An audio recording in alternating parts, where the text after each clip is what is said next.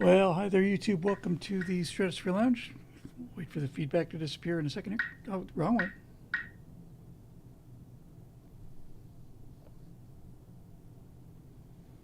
Can you hear me now? Um, Everybody, have you got me? It looks like you got levels on YouTube anyway, so hopefully that'll do it. Here we go. Let's go grab our friends over at Twitch.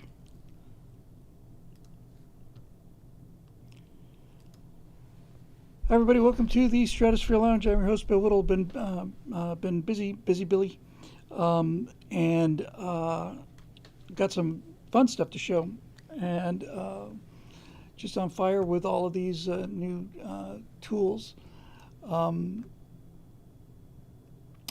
and it's just some really groovy stuff to show. So we'll wait a few moments for the room to settle down, but. Yeah, I got a lot of colony stuff to talk about tonight, which is great because we didn't we had to put that on back burner for much longer than I would have liked. But did I say lounge? It's the studio. I can be forgiven for getting these things crossed. I can be forgiven for everything. At least that's my opinion of myself. So hair relatively normal. Yes, it's a little bit better. So yeah, so we're gonna be doing some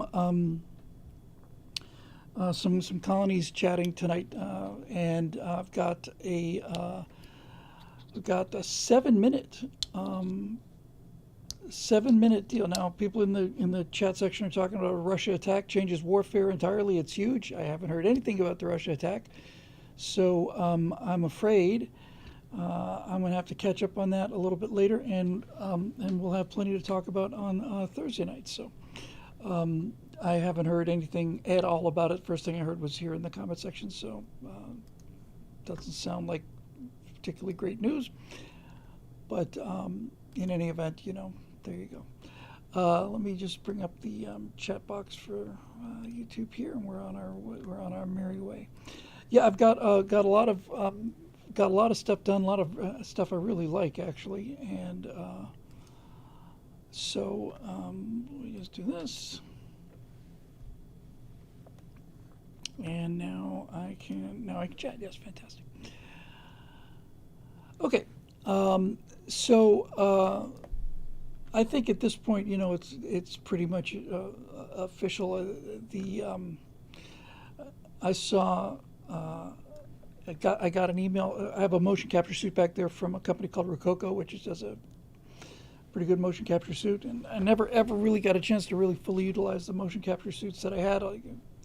But it was, essential technology. You're going to make a movie like Diaz for Dungeon. You got lots and lots. I did Diaz for Dungeon. I honestly think 98% of that, if not more, was done by just using stock animations and splicing them together and being skillful with, with that, blending them together.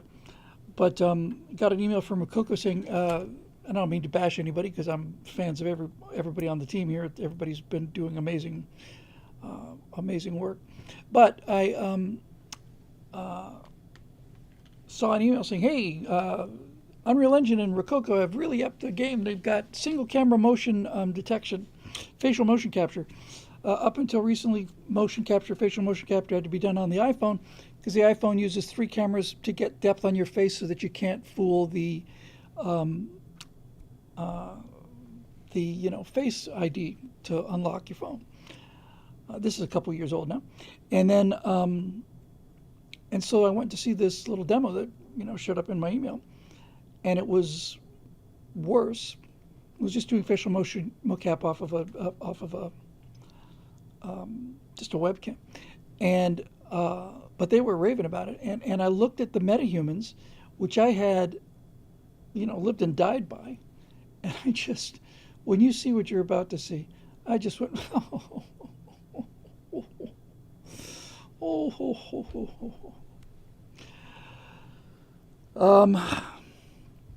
It's been 1 week to the day since it was last Memorial Day, a week ago today as we record this on June 2nd, that that I did, that I sat down with Midjourney and did my first ever real serious AI, um, video. And so before I show you what I show you, we'll give a few minutes for the room to fill up here, and I'll tell you a little bit about what has transpired since then. Um, we hang on, sorry, I'm just trying to get my windows arranged here. It's a little tricky sometimes. So much information, too much information. It's a police song called "Too Much Information." That's better. That's very good. I think I actually see everything now. What do you know? Oh, is this story about the Ukraine managed to smuggle the drone? Yeah, I did hear this in passing.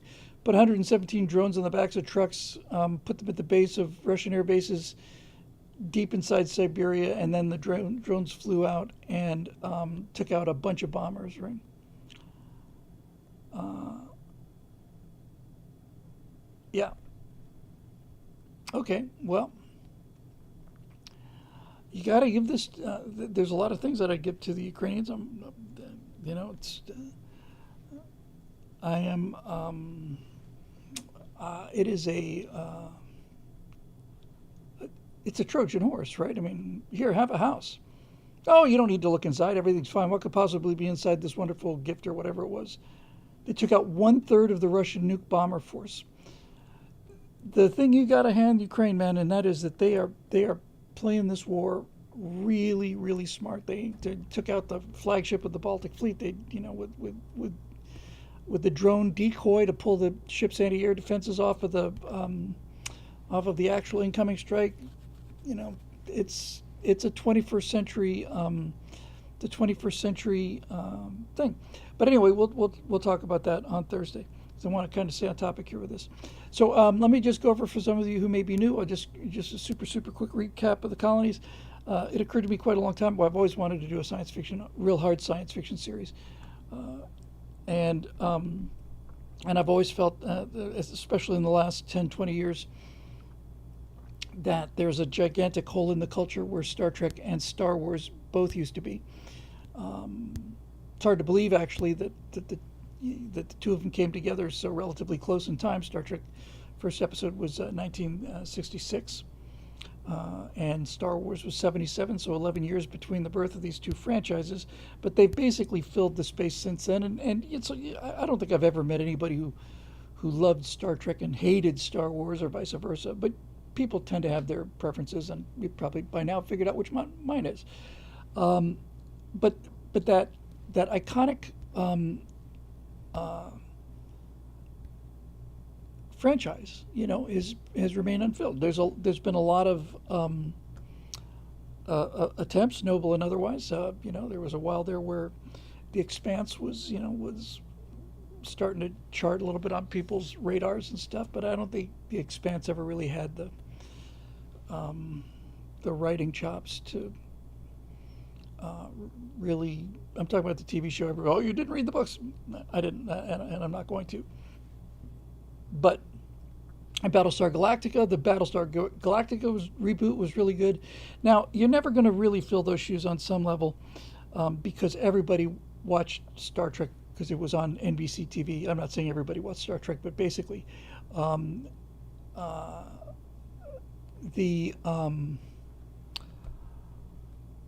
we all watch our own TV shows in our own times. Did a segment with Mike about that called I like Mr. Ed too. I love Mr. Ed. In fact, I thought Mr. Ed was awesome, Ace Effendi. And Stargate and and Andromeda, all these other things, but none of them really captured the imagination. Firefly, Serenity, all great examples. But none of them captured the zeitgeist the way that Star Trek did for the 60s and Star Wars did for the 70s.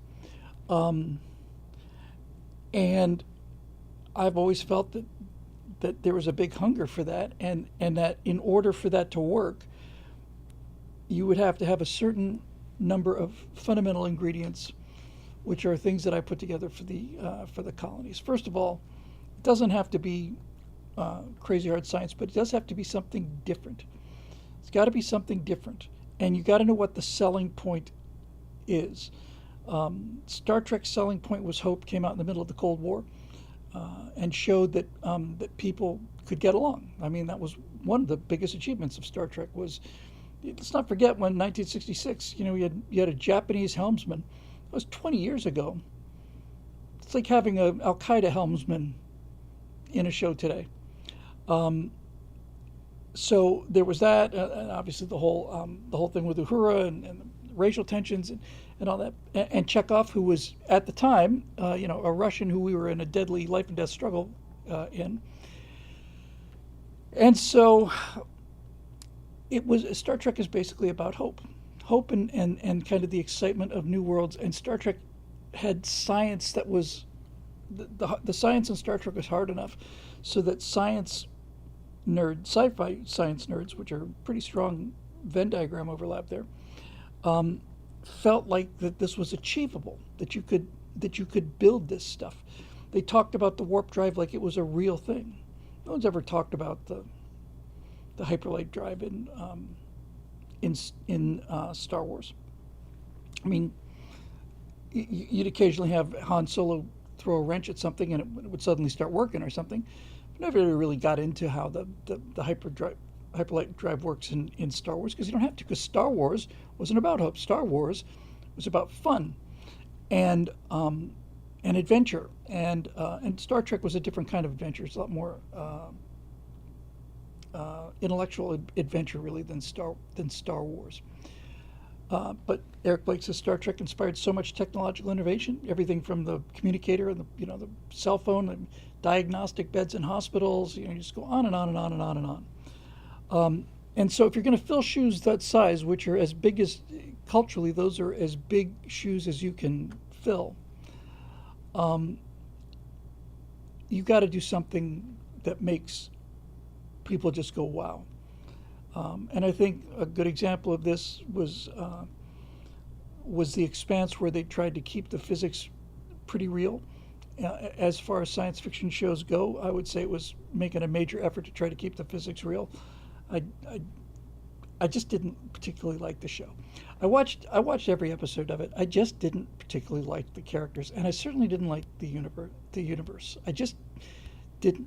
It I don't want to call it woke exactly, but just just entire planets and all of this, and all these refugees and all of the downtrodden and all of the just kind of over it.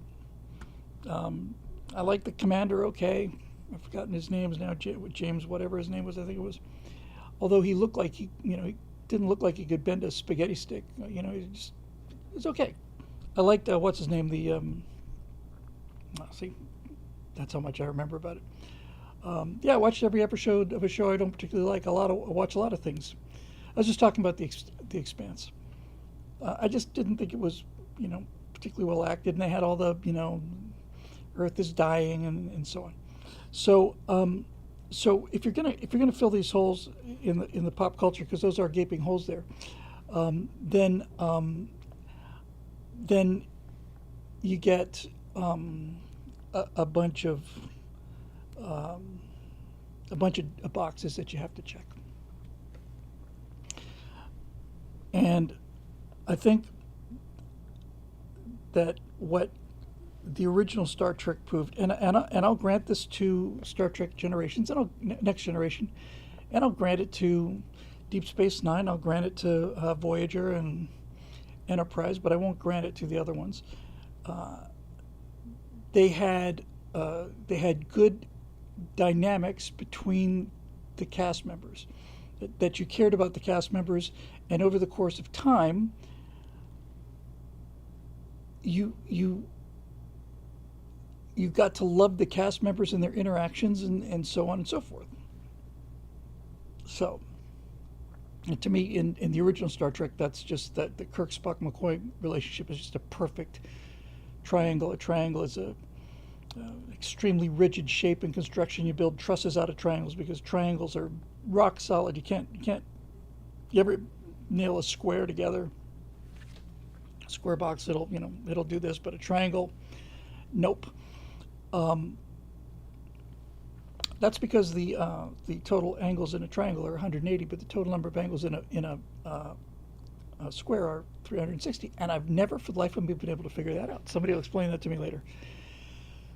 Anyway, so we ran some stuff, showed some Major Mace Mattingly stuff on Friday when we did our Thursday Stress-Free Launch show on Friday, and showed off what the technology that we have and the technology we don't have. And one of the was about Yeoman Rand for me too, Colonel Angus. I was probably 12, 13, 14 when I first encountered Yeoman Rand, and that was the end of that childhood. But basically, what it comes down to is characters, right? You really have to have characters, and they've got to be interesting characters. And if they're interesting characters, they don't even have to be in the science fiction universe. City on the Edge of Forever takes place in the 1930s, and they did a bunch of episodes where they went to the Roman planet or the Nazi planet. They did that to save money because they had a bunch of costumes sitting around on the lot, So we got a bunch of German costumes here, a bunch of Nazi costumes. Might as well, use the stuff from Hogan's Heroes and somebody write us the stuff with Nazis in it. Okay. But the beautiful thing about the tools that we've got our hands on now are that they have incorporated the AI tools now have incorporated in the same way that ChatGPT or Grok or whatever has incorporated basically the sum total of human knowledge and has instant access to it. What the AI visual models and of these Midjourney is by far the best. They have the sum total of the human visual experience. Sometimes you try to do a prompt in Midjourney and you just don't get it. Other times you do a prompt, like if you just say a beautiful woman in a Mylar, jumpsuit. They got lots and lots and lots and lots and lots and lots and lots of pictures of beautiful women on the internet. Lots and lots and lots and lots and lots of them, and it does those perfectly. So one of the criticisms that I got, and appropriately so, one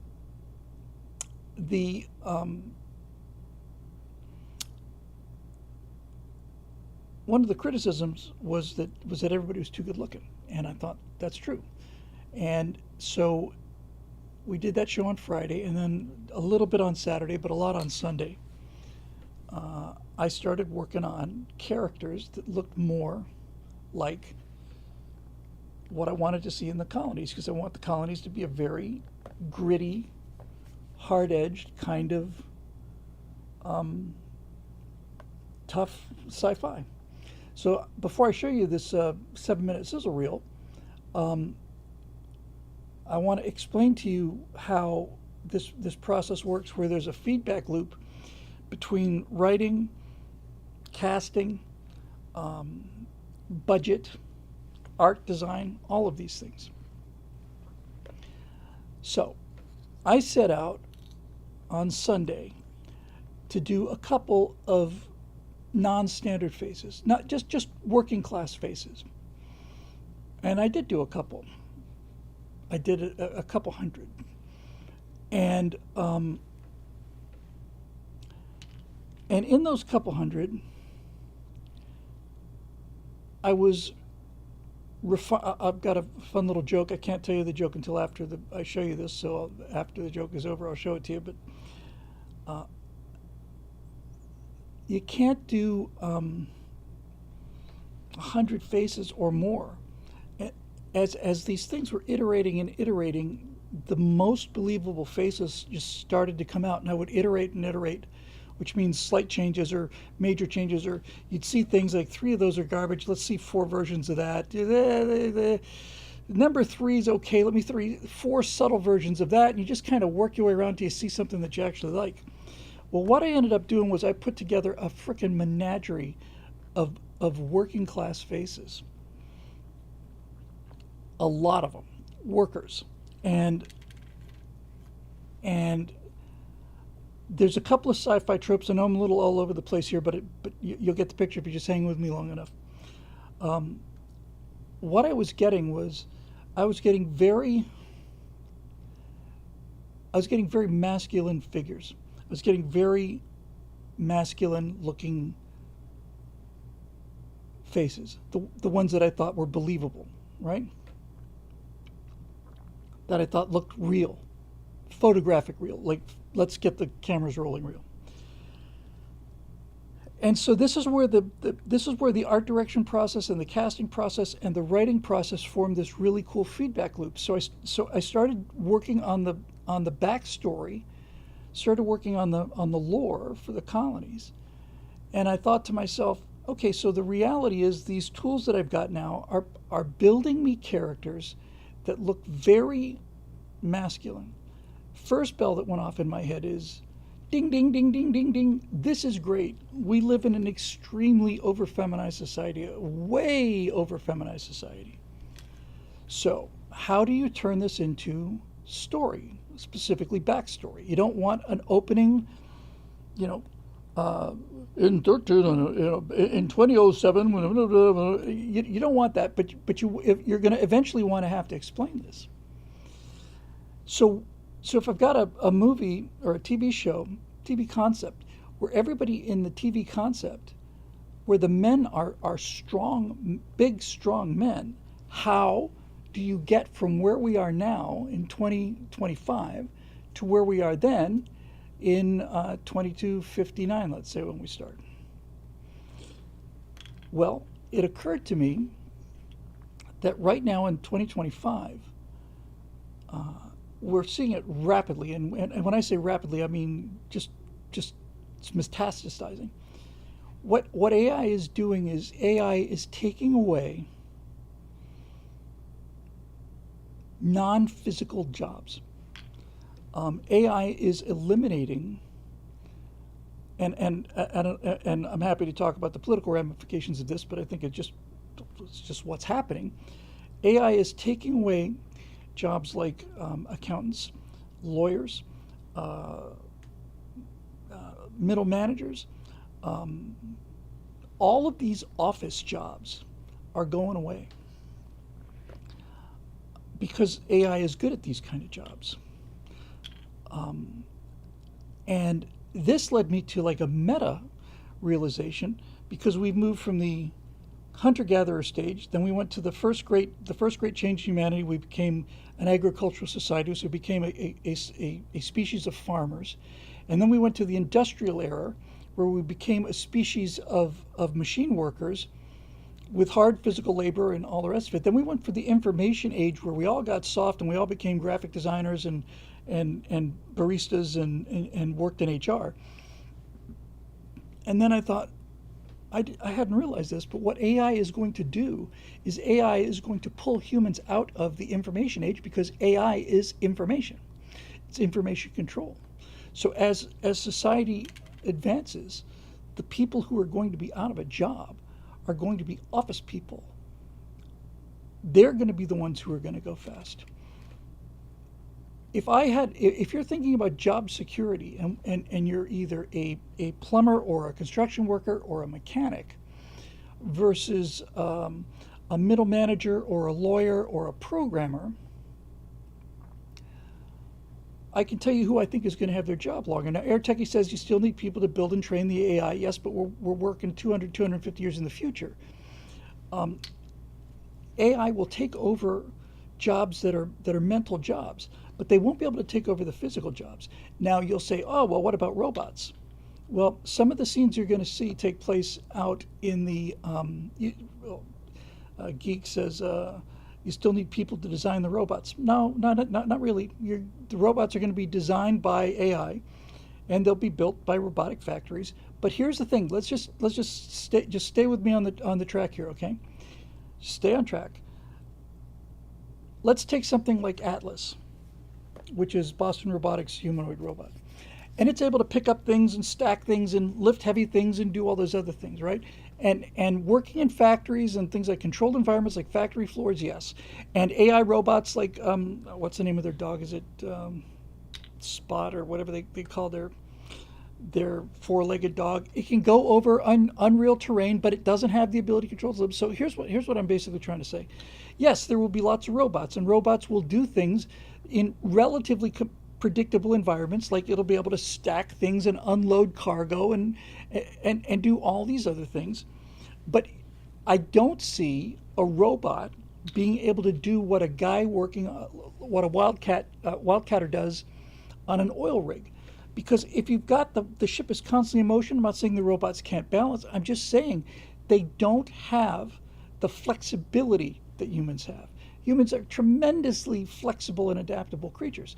So what logic is helpfully taking me down the same road as Midjourney did, and what basically happens is, this is because Bill never learned about kinematics. And Marisha, that comment just really pisses me off. If you really want to honestly know the truth, I was using inverse kinematics before you were on this earth. Okay, I'm talking about actual robots. I'm talking about robots that are able to manipulate things in an environment where you're on a tossing deck or whatever the case may be. So, what the future looks like to me is considerably fewer humans. I don't think there's like a plague or anything. We just have a birth deficit. There's fewer and fewer and fewer people, and now what I'm actually thinking is that the 21st and the 22nd century were periods of building these enormous structures, these arcologies, these vast self-contained.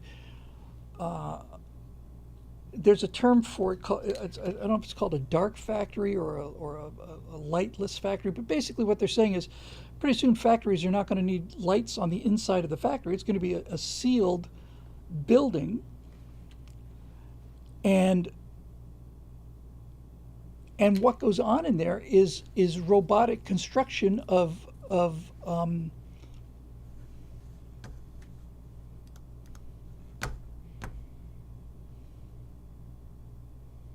I'm sorry, I have to answer this link about flexible robotic as if I've never seen it before.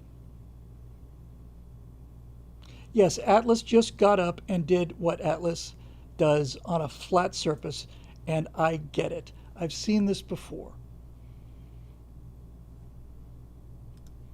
This is not what I'm talking about.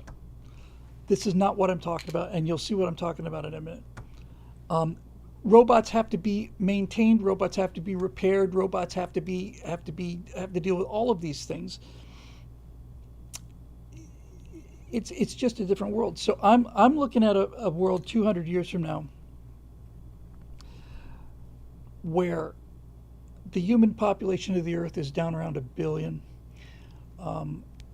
The previous century, the 22nd century, was a century of enormous building of all of these enormous manufacturing facilities that basically made life easier for people, and robots built these things, and AI controlled the factories and so on. And the human population, just through falling birth rates and more leisure, just continued to fall and fall and fall until you're left with a small number of jobs that humans do better than robots, because it doesn't require massive intellect. It doesn't even require massive strength. It requires massive adaptability. And I'm talking about jobs like working on an oil rig or on a fishing trawler. Okay, yes, this is all coming back to the colonies. So what all that is to say is that I have to have a reason. I have to have a dramatic reason for this family to leave the earth. They've got to have the same reason to leave the earth that the colonists who left Europe to come to America left their home country. And for me, what that came down to is what they were really doing was they were working their lives out. They were basically working to death and not able to keep any of the fruits of their labor. They would work as farm laborers or coalmen or whatever, and they'd get paid a pittance, and they'd never find enough, never be able to work your way out of the company store. My family was coal miners for 7, 8 generations, something like that. And they never, ever, ever could make enough money, ever, to get themselves out of this poverty that they were in. Right? They got paid a pitiful wage, and they died of black lung disease and 38 years old or whatever. They had 11 kids, and that's my family. That's how my family works. So then they went to work in textile factories, and the same thing, right? They're trapped. Now, I cannot make this an anti-capitalist show because I believe in capitalism, but I have to have a reason why they're stuck there. Crispy Mofo says, what used to take a crew of 4 or 5 now takes 2, but I don't see any humanoid robots working on any oil rigs just yet. So, what you're about to see, I strung together 7 minutes. I'm going to put a narration underneath it. I'm going to put a music track underneath it. It doesn't have either right now. I'm going to be doing the voiceover directly. But basically what I have to do is I have to show what is life like in 2159 or 2259, I guess. I just have to get that figured out, on Earth. And this mid-journey gave me the ability to do 2 things. It gave me the ability to create faces, and the faces will give you an idea of the grittiness of the look of the series. And it also gave me an idea to show how Earth looks and why that you'd want to get the hell out of there.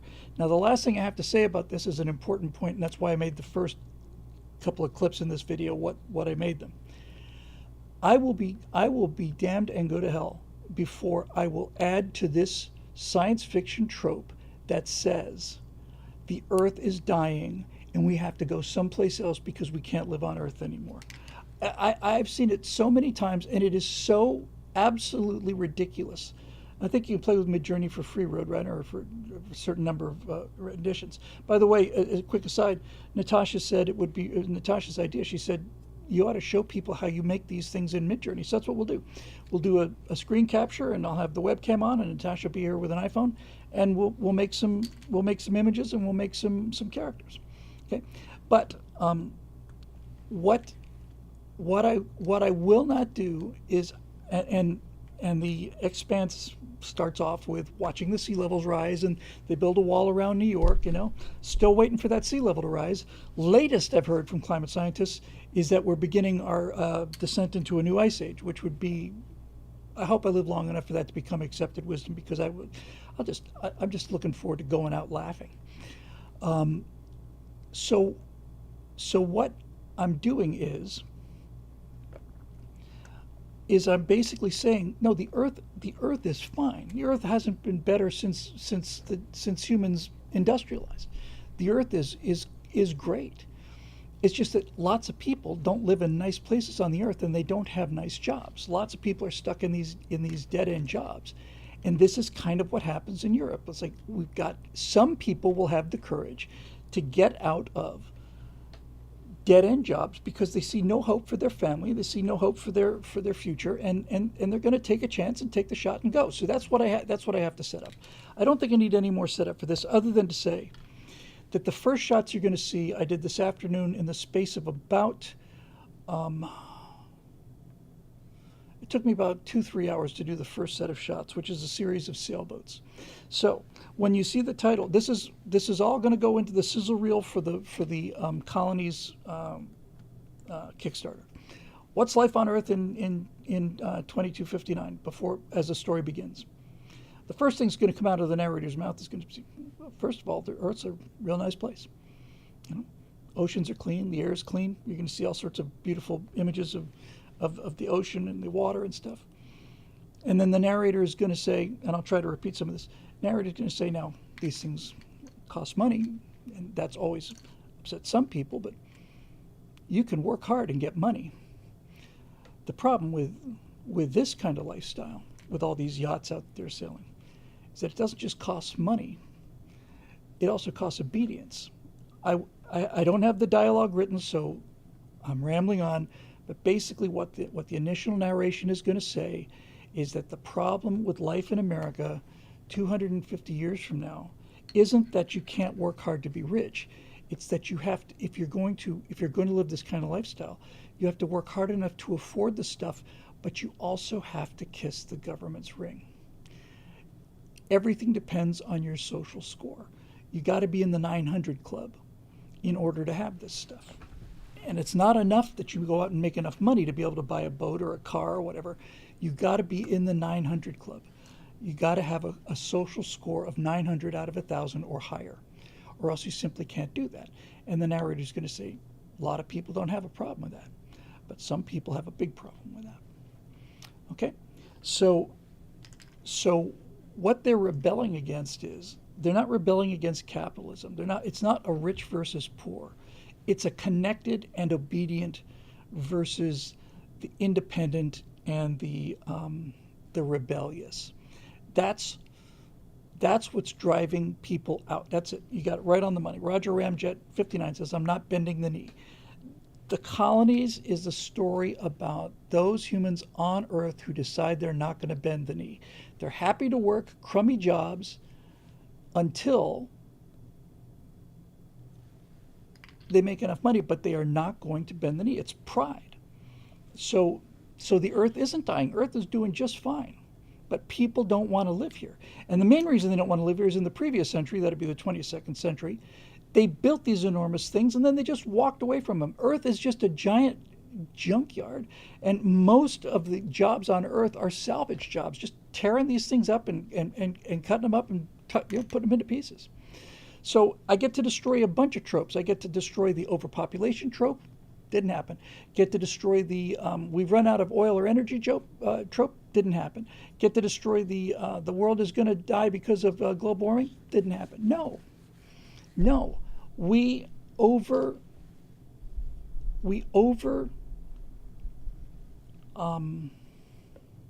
bureaucratized ourselves, and the only people that do well are the ones that are willing to get along. We've turned into a nation of into a planet really of bureaucratic ass kissers, and this series is about the people who are not them. It's about the anti-bureaucrats. It's about working people. It's about honest to God, hey, working people. Okay? So that's kind of the background.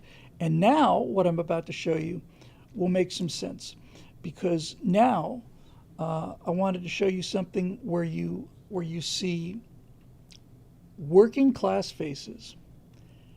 And there's a lot of exterior shots. I've got a joke there. I say, oh, the future. Well, what's life in the future? Well, it's not really too bad. You walk a lot. You walk. And the reason I have so many walking shots in here in a row is because the walking shots show you how good things like Midjourney are at painting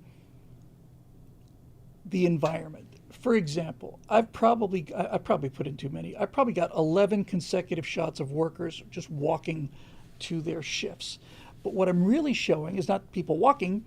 What I'm really showing is the environment. This is what the inside of an arcology looks like. This is what the outside of an arcology looks like. Look at the size of that structure. Look at the quality of the air and all the rest of it.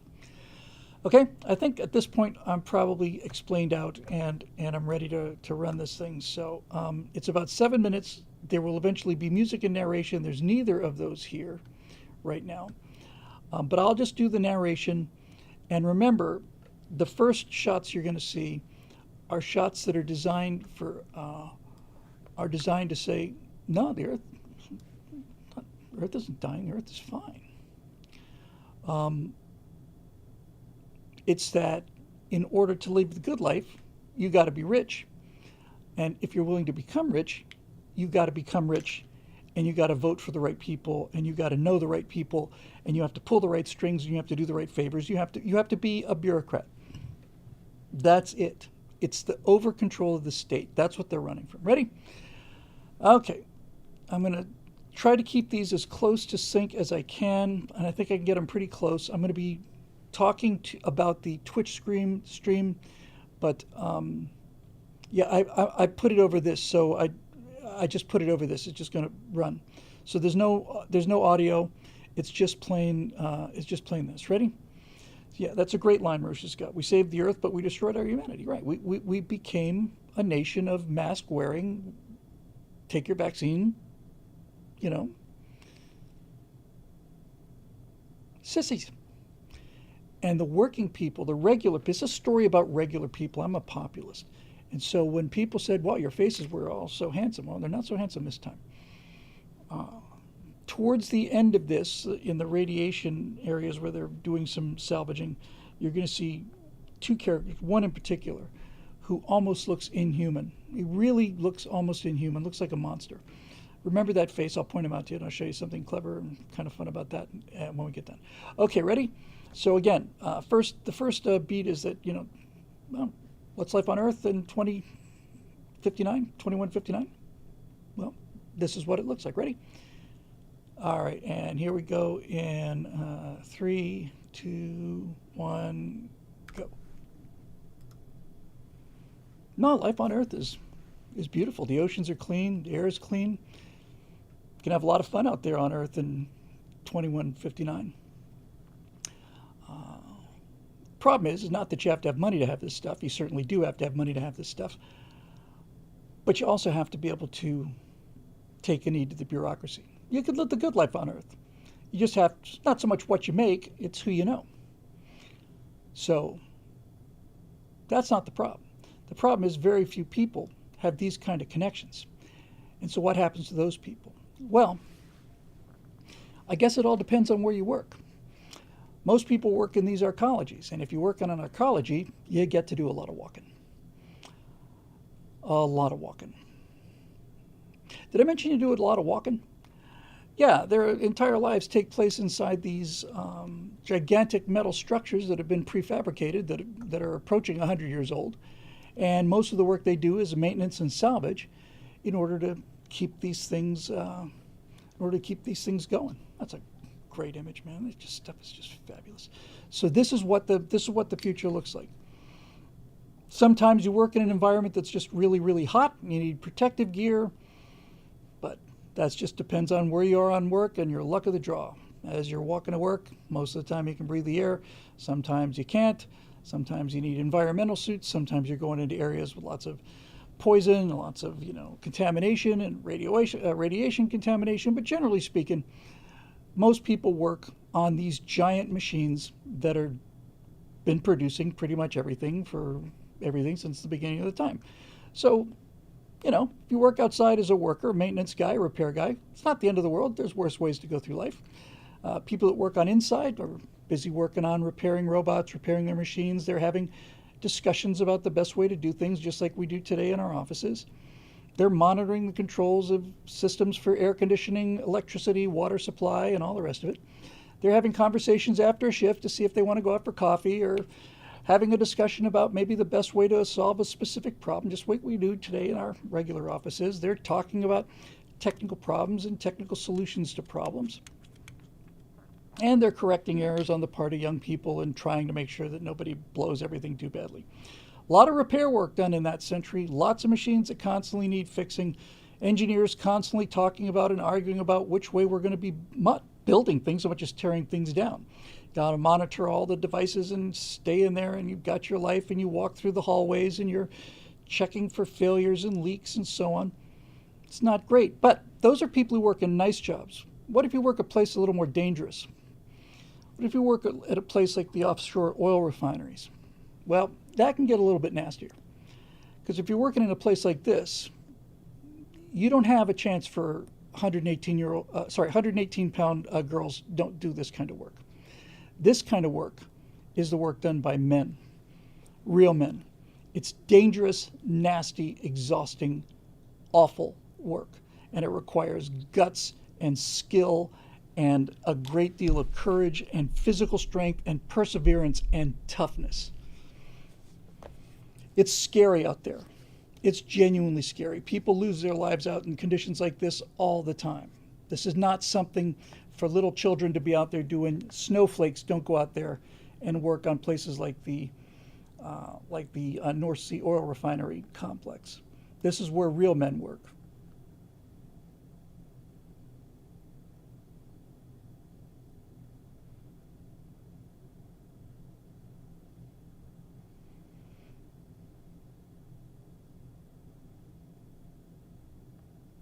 Now, maybe you don't work in someplace wet. Maybe you work someplace hot, dry, someplace that requires environmental suits, a place that maybe is terribly contaminated.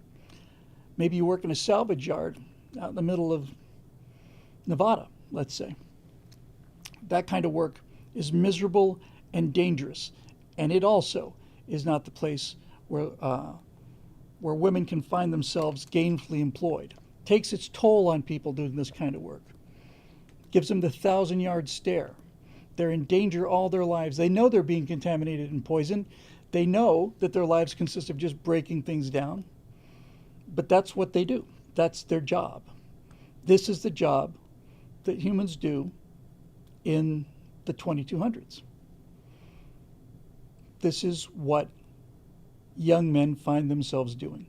Working dangerous, hard, physical, industrial jobs. And they start real early. And most of them never get out of there, I should say.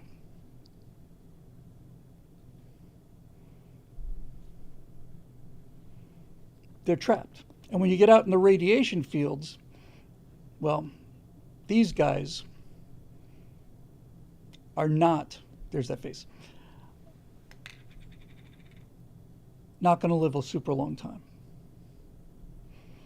You're probably thinking, well, it must be exotic to be in space. Well, if you're an asteroid miner, these are actual asteroid photos, by the way, that's not exactly a teamwork of guys in numbered spacesuits either. That's mostly individuals pressing along, checking things out. It's dirty, lonely, dangerous, boring, boring, boring work. And you spend your entire life out there trying to find that 1 in a billion asteroid, that one ticket, that one gold mine that's going to get you out of this mess forever and put you into the world you want to live with. Yeah, I know the asteroids have a gravity field. I just couldn't simulate them floating around. You get the idea. Sometimes you strike it rich. Sometimes you don't. Sometimes you spend your whole life out there. These next shots to me strike me as just photorealistic. Really impressive. This shot and the two after it. Guy's on the surface of a comet. He's looking for water deposits.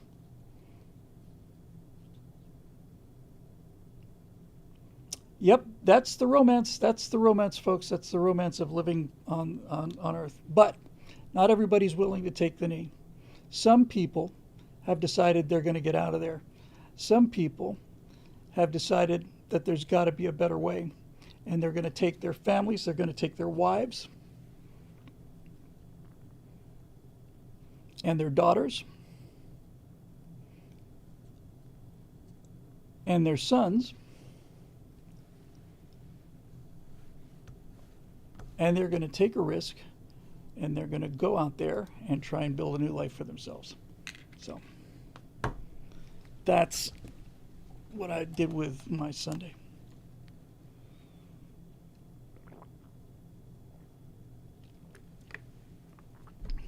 When I think about how much time I spent on CGI, I just think that CGI is essentially over. The fusion of CGI and AI is coming, where they're trying to take CGI control levels, being able to put the camera here, full reproducibility of characters, and so on and so forth. Thank you.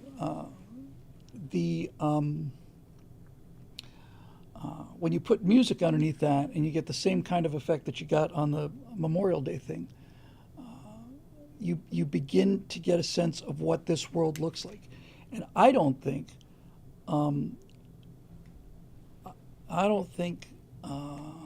I've seen anybody doing that. The final season on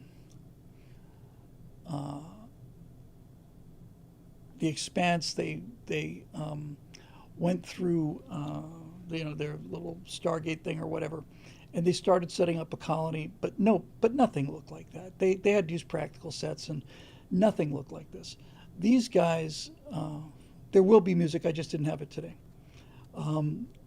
These guys look like, I don't know. I look at the hallways, for example, when they're walking through the hallways, and I think, if I had to do that with CGI and all of the detail and all of the little widgets that I have to put in there, and then all of the weathering and the texturing and stuff, and AI just it just does it, man. It just does it. Um, so it's designed to give you a feel for what this future is like. Um, Now, I would type in a sentence like, science fiction, a photorealistic image of a science fiction outpost, maintenance worker, blah, blah, blah. And he's heavy and he's got a receding shin and so on and so forth. And I get all these different faces, but there's a number seed that these things use for reproducibility. It's the first number that they do the calculations of, and if you lock that number down, the calculation should pretty much follow. It's a procedural thing. But there's also something, I haven't heard the term before, but I'm calling it a face seed. Uh, and so Eric says, this begs the question, what are women doing in this future on Earth? Well, actually, they're at home raising kids and doing jobs, largely administrative jobs. What administrative jobs are left? There were a couple women in the factory floors, but none of them were out there on the rigs. None of them were doing this welding or cutting. Hey, welding! I should have put a. I'll do that next. I'll put a prompt in that says these guys are cutting something apart with a torch welder. Then you get the sparks and all the rest of it. No, so we go from the agricultural age to the industrial age to the information age back to the industrial age again, which is really interesting. Really, really interesting. Now, when we get into things like spaceship crews, then we're going to have a lot more women because that's not physical labor. But again, AI takes over a significant amount of that. It's not like there are not any women in this. It's just that this future gets rid of this insane bullshit notion that we've been living with now for 20 years, which is we don't need men, but I'd rather walk through the woods with a bear than with a man. Well, you're going to get your chance to find out, ladies, because where they're going, there's lots of bears. And these guys, because they left Earth,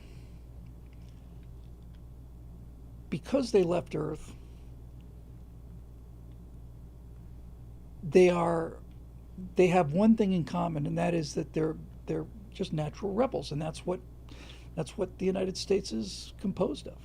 The United States is composed of people who are willing to take a risk, and so when you get out in the frontier, you may not know your neighbor, but you've got to depend on him. Your life depends on him, and his life depends on you.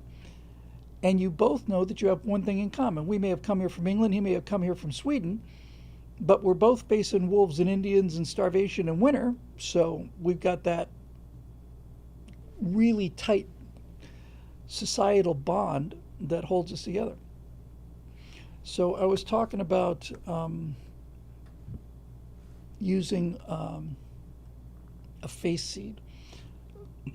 You can give Midjourney images, and Midjourney will incorporate them. So, for example, on the oil rigs and stuff, this is I'll get into this in a minute. Yes, you can volunteer your faces, Airtechie. As a matter of fact, that would be great. I'll sign releases, and anybody who wants to volunteer their faces would be great. Now, take a look at this image here, which I used as a reference. This is a still picture of a Unreal Engine environment. So what I'm going to do is I'm going to take, hang on, Twitch. What I'm going to do is I'm going to go to Unreal Engine. I'm going to render the environments as realistically as I can, and I'm going to use those as image seeds for the CGI to use. I don't know if that makes sense to people, but basically I'll put the camera in Unreal where I want it. That will give me the background plate. The AI will then synthesize the characters inside there. They'll start walking. That's a great idea, Marusha says, save that for the crowdfunding portion. the AI will then start to populate this background and make it look even more realistic, and it'll figure out how to do pans and dollies and all the rest of it. So you're basically training the AI using using Unreal Engine assets. If I can find another one, yeah, like you can see the influence of some of these things in some of these AI images, because I said put two engineers talking and put them in this environment. These are great assets, and of course you buy the assets. You pay the artist who did this. You're not just stealing this stuff, you know. But that stuff looks cool. So as far as how do you make a face out of a face? Um, well, one way, I just couldn't resist. I just couldn't. Remember that face, that freaky, freaky face of that guy with super fat jowls and, um, you know, he looked like he'd been out in the radiation field too long. He had an IQ of about 60, just barely smart enough to get his shoes on, go out there and cap that, well, that kind of thing. Uh, yeah. All right. Now you got to promise that you won't tell anybody, okay? Because I don't want this getting out. This is going to be our secret. But for I had an image in mind for that. So let me show you the the face I used for AI to start. I did many iterations off of this till I got it the way I wanted it. But when I was talking about this guy, this is the seed face I put into Midjourney in order to get the image that I wanted.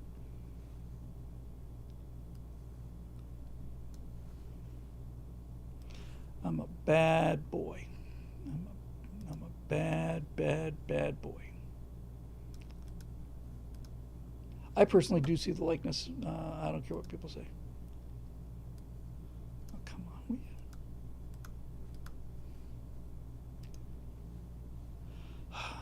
This stuff is not user friendly under any circumstance. Oh, well, to hell with you then. You get the idea. Aha!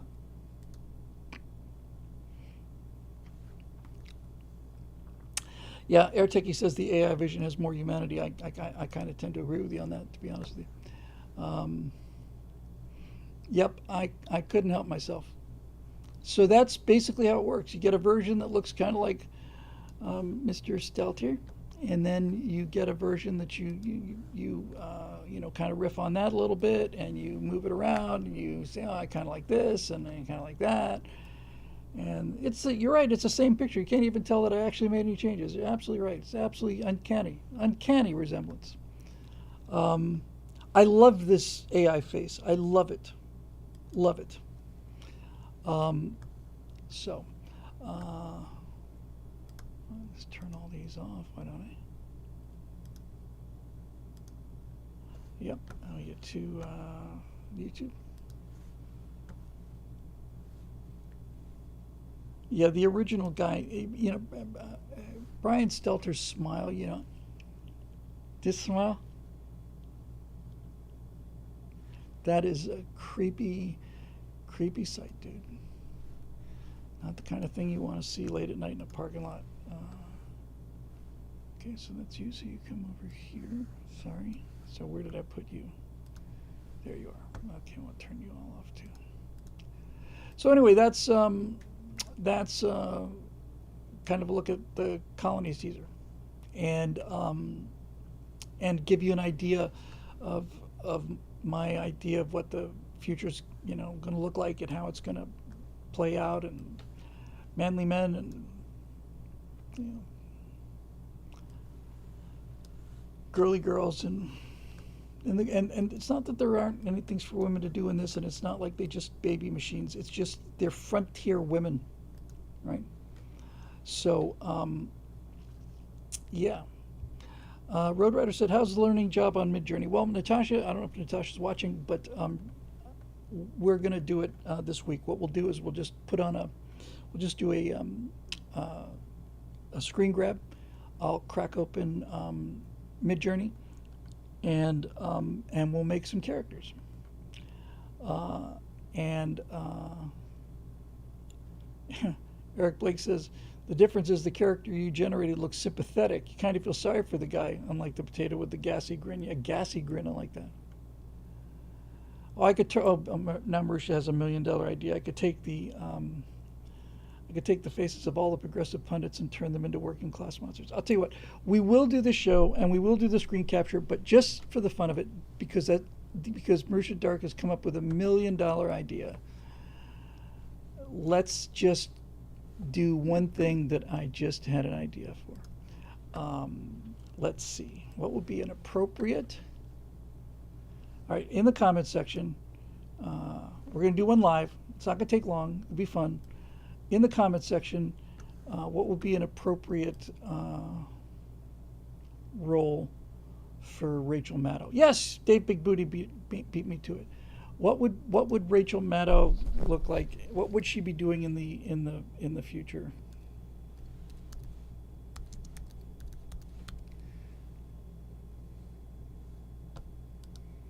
A bureaucrat, right? I mean, what else?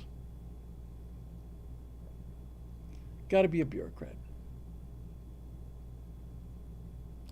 A streetwalker doesn't seem very likely. Let's see. Problem with the bureaucrat is scrubbing the exhaust ports. A sewage worker. Sold. I'm going to make her a sewage worker. All right. Here is the seed image I'm going to use. Well, that's a big seed image. Hang on, it's coming to YouTube. I always have to do everything twice. It takes twice as long. Good Lord, this is a big picture. I had no idea. Sorry, YouTube, I'm working on it. I'm trying to get it set up for Twitch. All right, that's what we're gonna be using. Hang on, Twitch, it's coming. I mean YouTube, I did it in YouTube. Hang on, Twitch, it's coming. So we're gonna use this picture. Gigantic. You don't really need this many pixels for Rachel Maddow, I don't think. Hang on. It's fun. It'll be fun. And then next time we'll do it with the screen grabs and you'll be able to see the whole process and so on.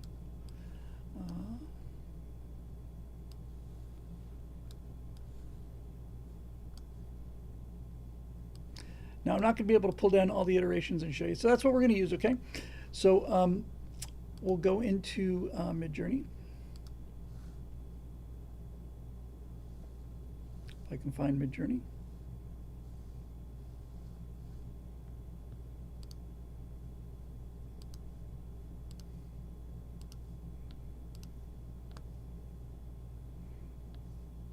All right, I'll just reopen it. Okay, so here's what we're going to do. We're going to go into Midjourney. And I need to find a suitable background cue, something that looks, yeah, I've got a few of them here. See if I got,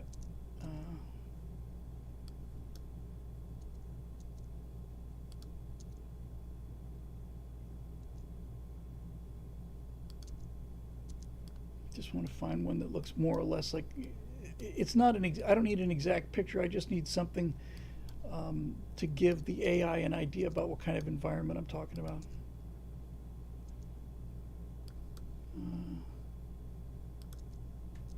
Hang on, it'll be worth it eventually.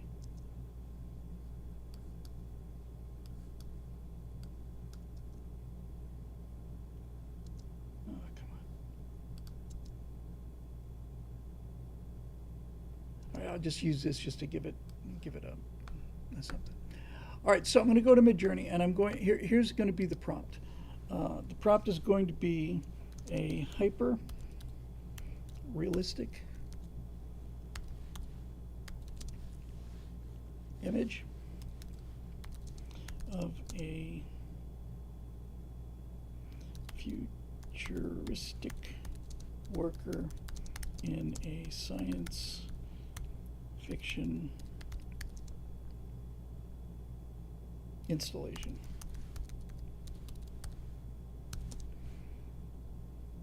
She is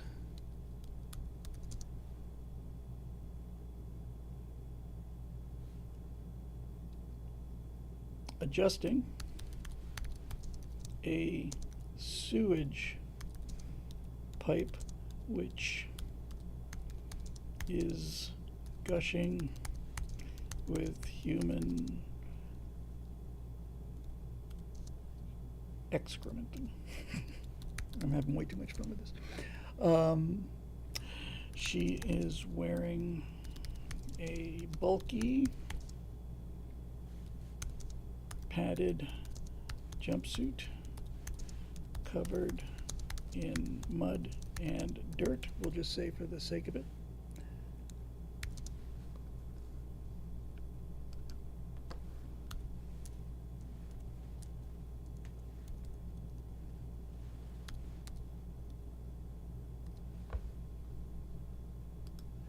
And we'll use the glasses because it's not going to know what to do with the glasses.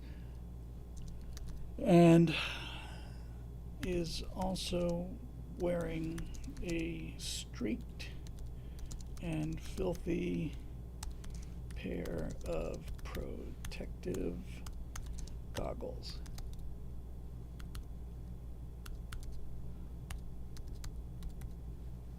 Okay, that should be a start. So what I'm going to do is I'm going to tell it to take, sorry. Now I'm going to tell it to take, did I show the, I'm going to tell it to take, just want to find out, I know I got a better one here. Yeah. Let's see what this does. I'm going to tell it to take this image. I'm going to use the Rachel image for the face, and I'm going to tell it to take this image for the style. Okay, it's real industrial looking. It's got lots of pipes and things of that nature. So I just give it to you over here in YouTube. Give it that for the style. Looks like you get the idea, right? So now I will do this into Midjourney. I'm going to take the architectural picture. I'm going to tell it to use that as a image prompts for elements of an image, and then I'm going to take the actual Rachel Maddow picture, and I'm going to tell it to use that as an area that says drop it to use a person's likeness or the form of an object. So I'll put it in there. Images must be less than 10 megabytes. No wonder it's so big. Okay, hang on a second, I can fix this. Let's grab this in Photoshop.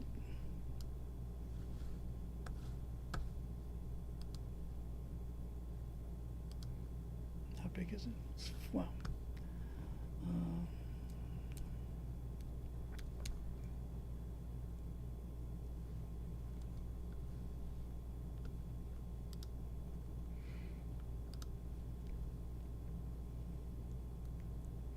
Try it again.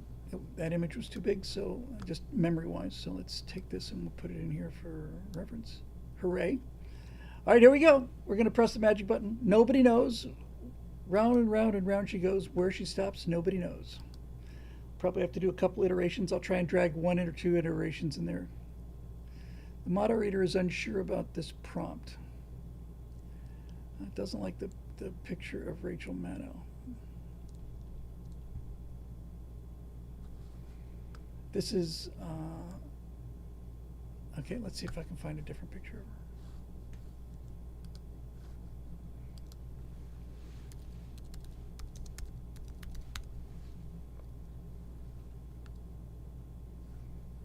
This looks a little less lifelike. Let's see if it'll take this. I haven't had that problem too often. I had it all the time with Google.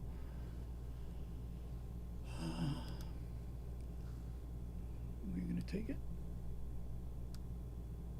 Took it. And we'll take, go back to our our industrial thing. We'll put that there. All right. Well, maybe it won't take it. Let's see. Damn it.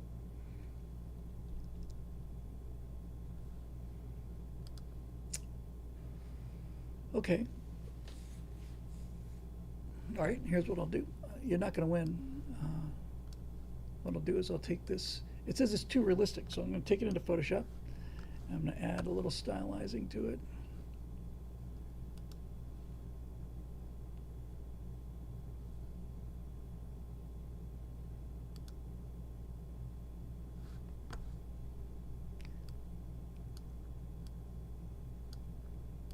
See if they can fool it that way.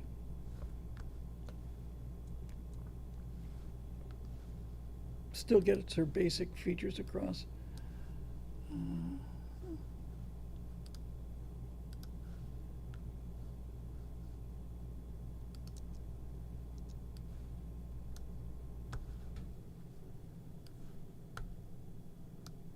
Come on, baby.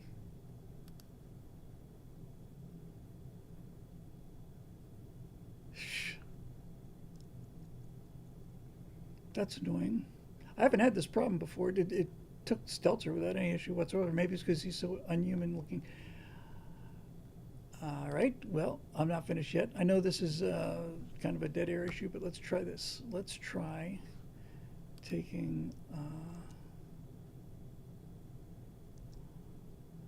her into Photoshop and pulling out the background. If we pull the background out, it'll look less like an actual, photograph.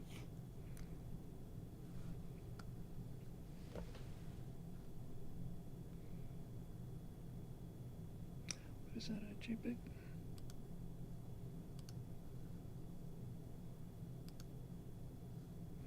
Maybe this will work. I won't spend the whole night doing this, and I will get to all the questions tonight, so don't worry about that. I just want to see this myself. It's just curious.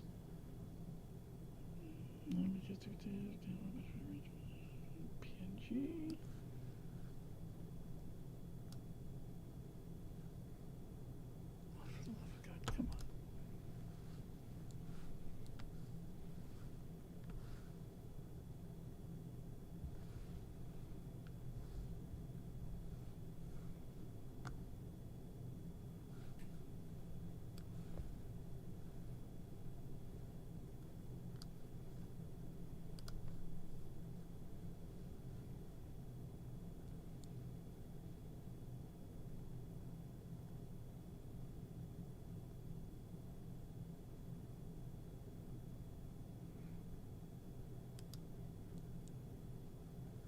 All right. Well, let's see what happens without the Rachel Maddow first.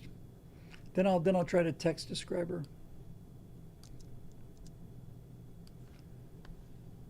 All right. So we'll do it with text. Hyper-realistic image of a futuristic woman worker in a science fiction installation. She's adjusting a sewage pipe with gushing the instrument, wearing a bolting padded jumpsuit covered in mud and dirt, and also wearing a stripped pair of protective goggles. She is tall, thin, very manly in appearance, and has very close cropped black hair. She is not an attractive woman. Yeah, bam, let's see what we get.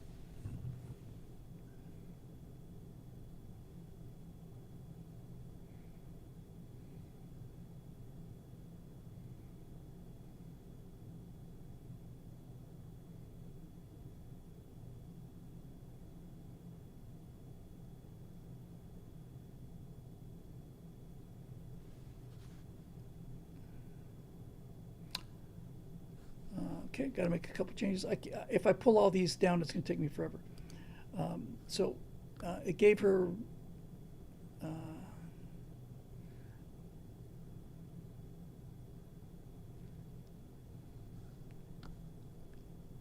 get rid of the very close cropped. Let's just say short black hair because it damn near shaved her.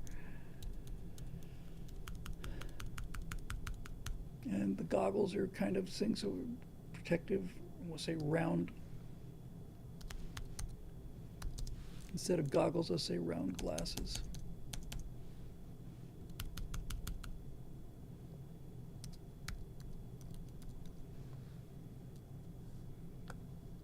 I just want to get the hair right.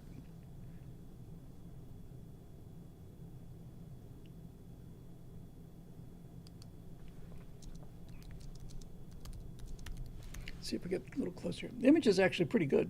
In fact, it's very good. It just doesn't look much like Rachel Maddow.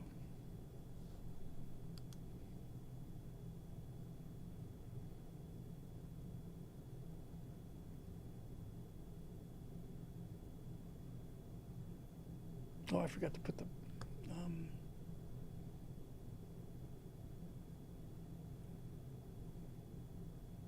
all right, hang on. I know this is frustrating. It'd be nice if you could do the, I guess I could. All right, so I forgot to put the architectural background. I want to add one more thing.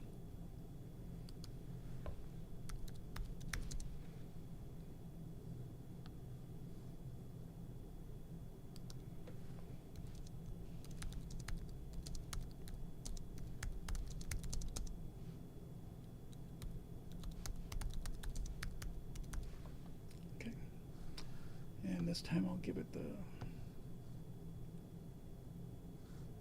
thing to chew on, so it's got something to make out of. Yep. All right, let's see how this looks.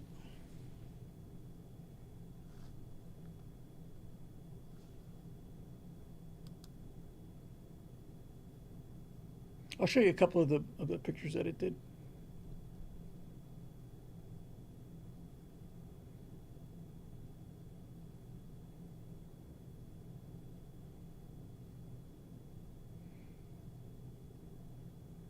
She's just too good looking, that's the problem. I'll show you one of these.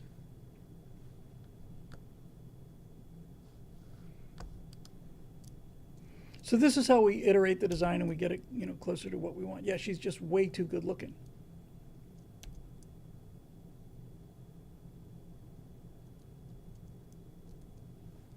So here's one.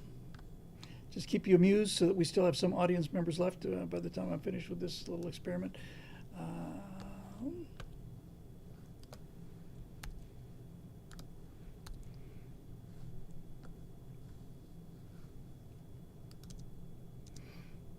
So here's a first take on it.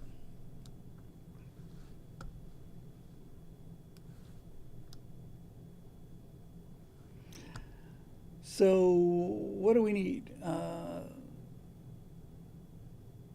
Well, first of all, she needs to be looking at the camera. Secondly, she needs to have a manly comb over, and she needs to be a lot less striking looking. So let me make a couple of changes to the prompt here. I wish if it could take the picture, it would look exactly like her. And I can't believe it didn't take it, to be honest with you. I'm really pretty surprised about that. All right, so let's see.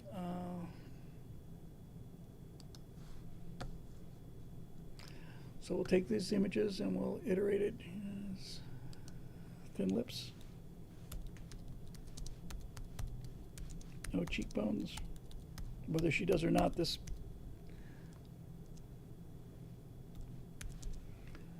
And I got to get her hair right.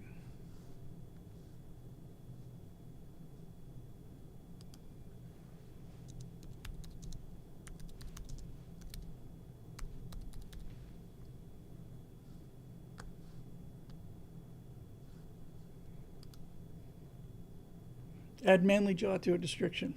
Yeah, okay. I forgot to put the bloody background in again. Yeah, they're making this face too delicate.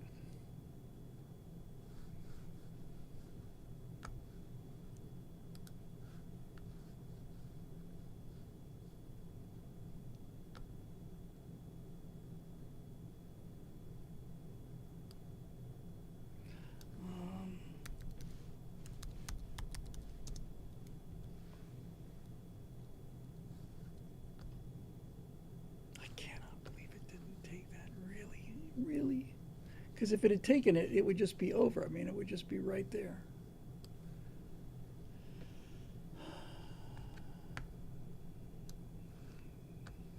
Fool it again.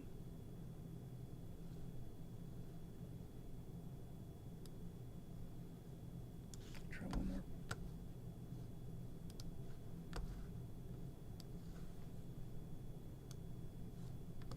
Come on, you can do it. You can do it. Yeah, this is getting a little more tedious than I wanted to be. Where did it create? Come on.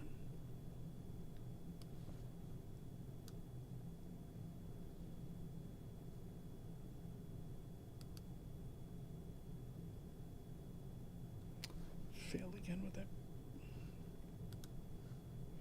All right. This will be the last 2 iterations.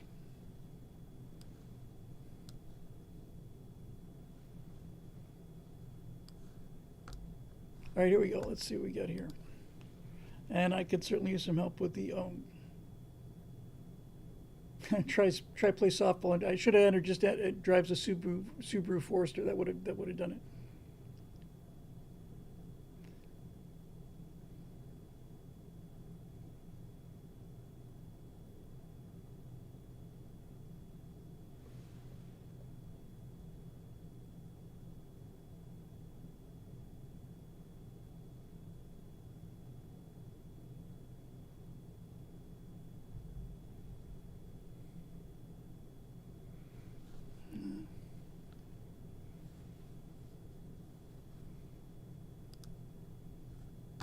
Well, next time when we do this during the week, we're going to test it, make sure it'll take the image. For example, just as an example, I did an AI Burt Rutan, and he looked great.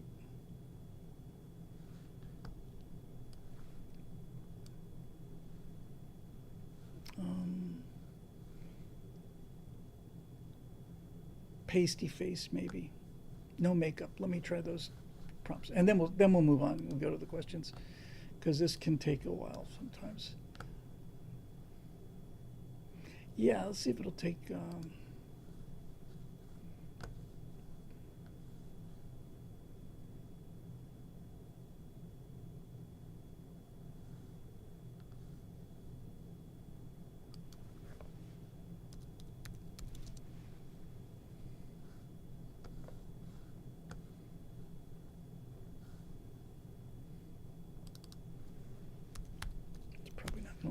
Like that adjective.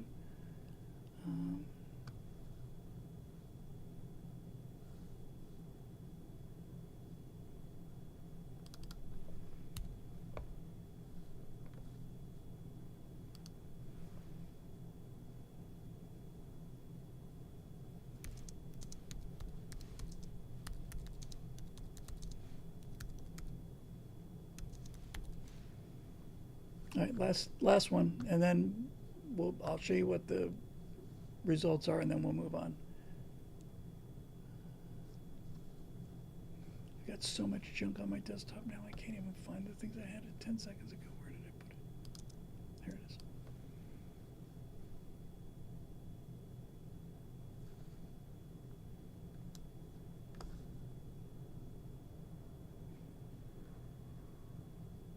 Oh, let me add, she has a bitter, sour expression.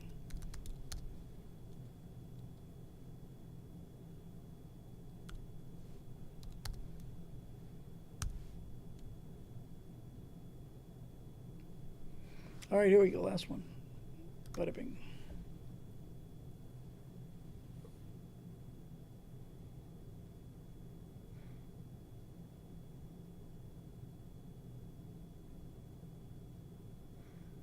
Yeah, let me try that. It's funny. Let me just say if it looks like. Let me try that. I know Sora will let me do something like that.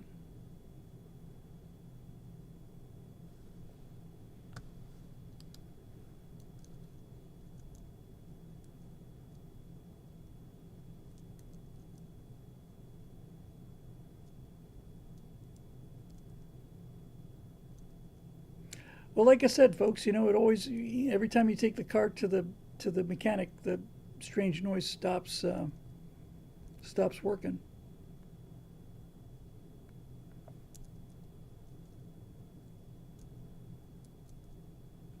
I'm gonna just do one more because did I say thin lips? I did say thin lips.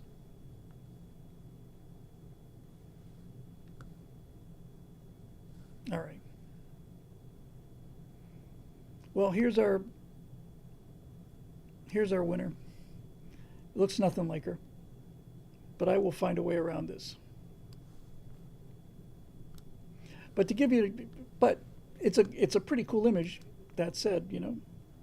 So here's our.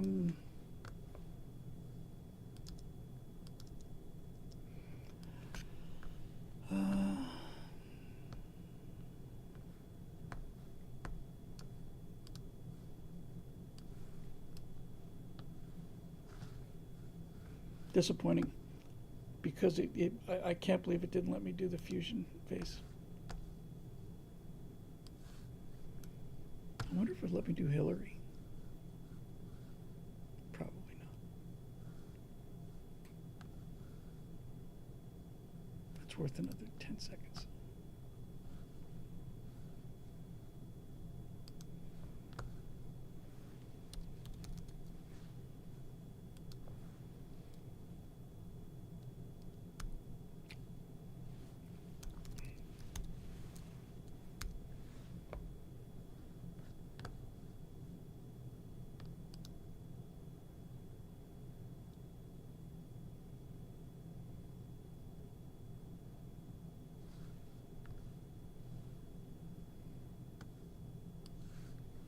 It's not going to let me. And I've never had this problem before either.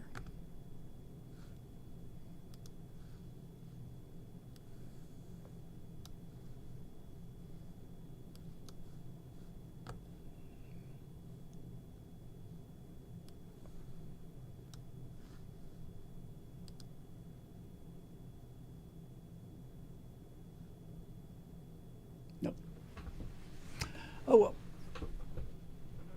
I'll find a way around it. I do have a. Oh.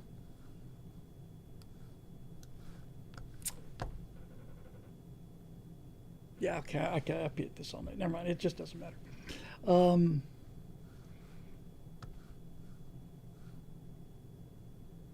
okay, well, that's worth a try. Anyway, that's how Midjourney works. The next time I'll pre-check my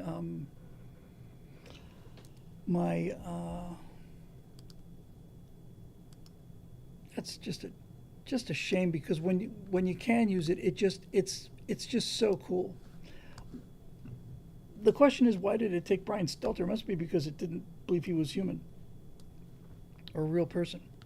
I would crack this eventually. I'd find a way to stylize it enough to the point where it would take it and then it would put it back in, but I'm not going to waste your time like that.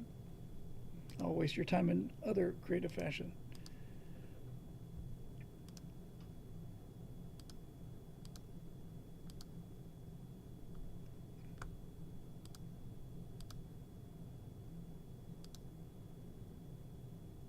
Get all this stuff. There we go. Okay, we're back. We're back. All right. All right.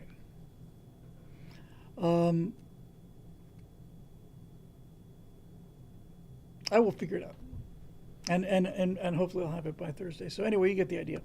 All right, so let's jump into the questions there. It's it's fun anyway.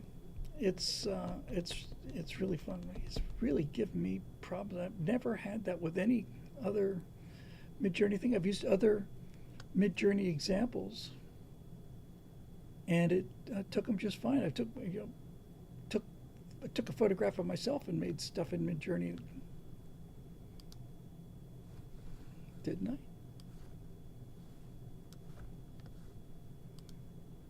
That's prejudice, is what it is. It's profiling. Profiling is against the law. I did one of me. It took me just fine.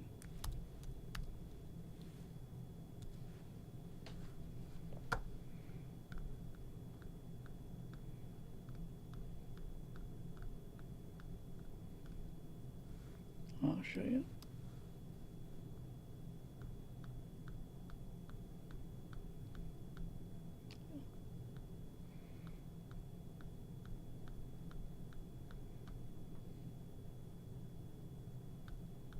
Boy, I've got a bunch of these things.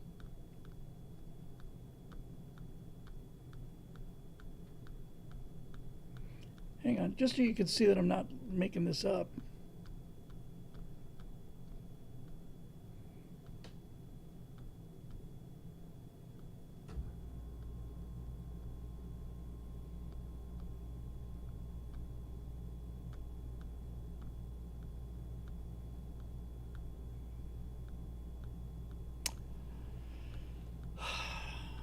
Thousands, I've done thousands of these things.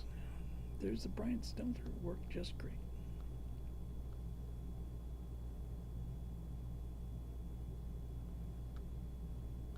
The Burt Rutan stuff, worked great.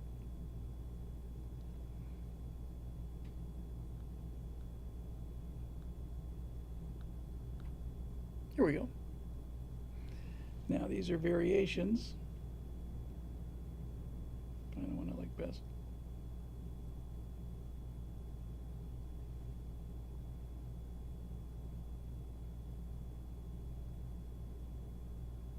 Okay.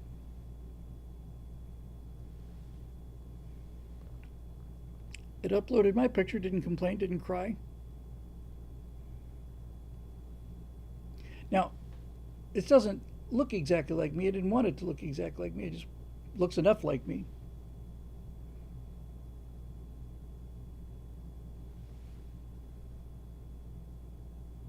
Here, now just take this one because there's about 30 of them.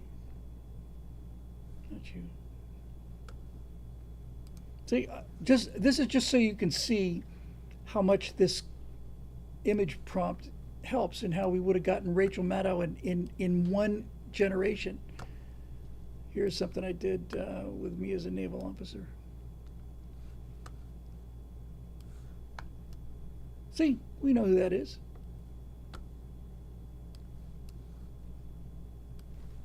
We're not fooling anybody.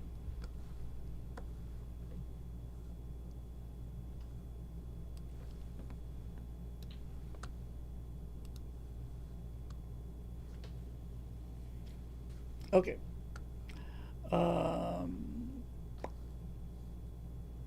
So, all right, let's get on with our questions. We had enough of this time, and I'm really went longer on this than I wanted to. But that's, yeah, I just uploaded a picture of me, and boom.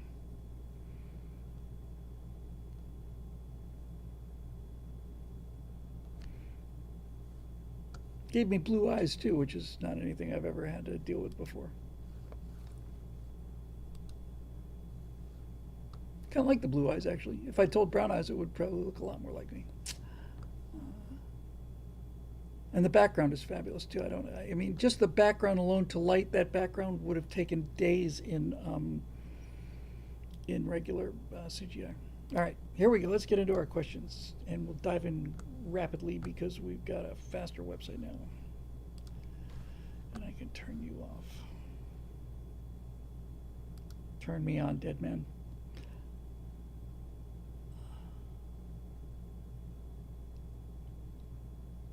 We choose to render Rachel Maddow and do the other things not because they are easy, but because they are apparently impossible. I will have a Rachel Maddow by Thursday. I will. All right, let's see what we got.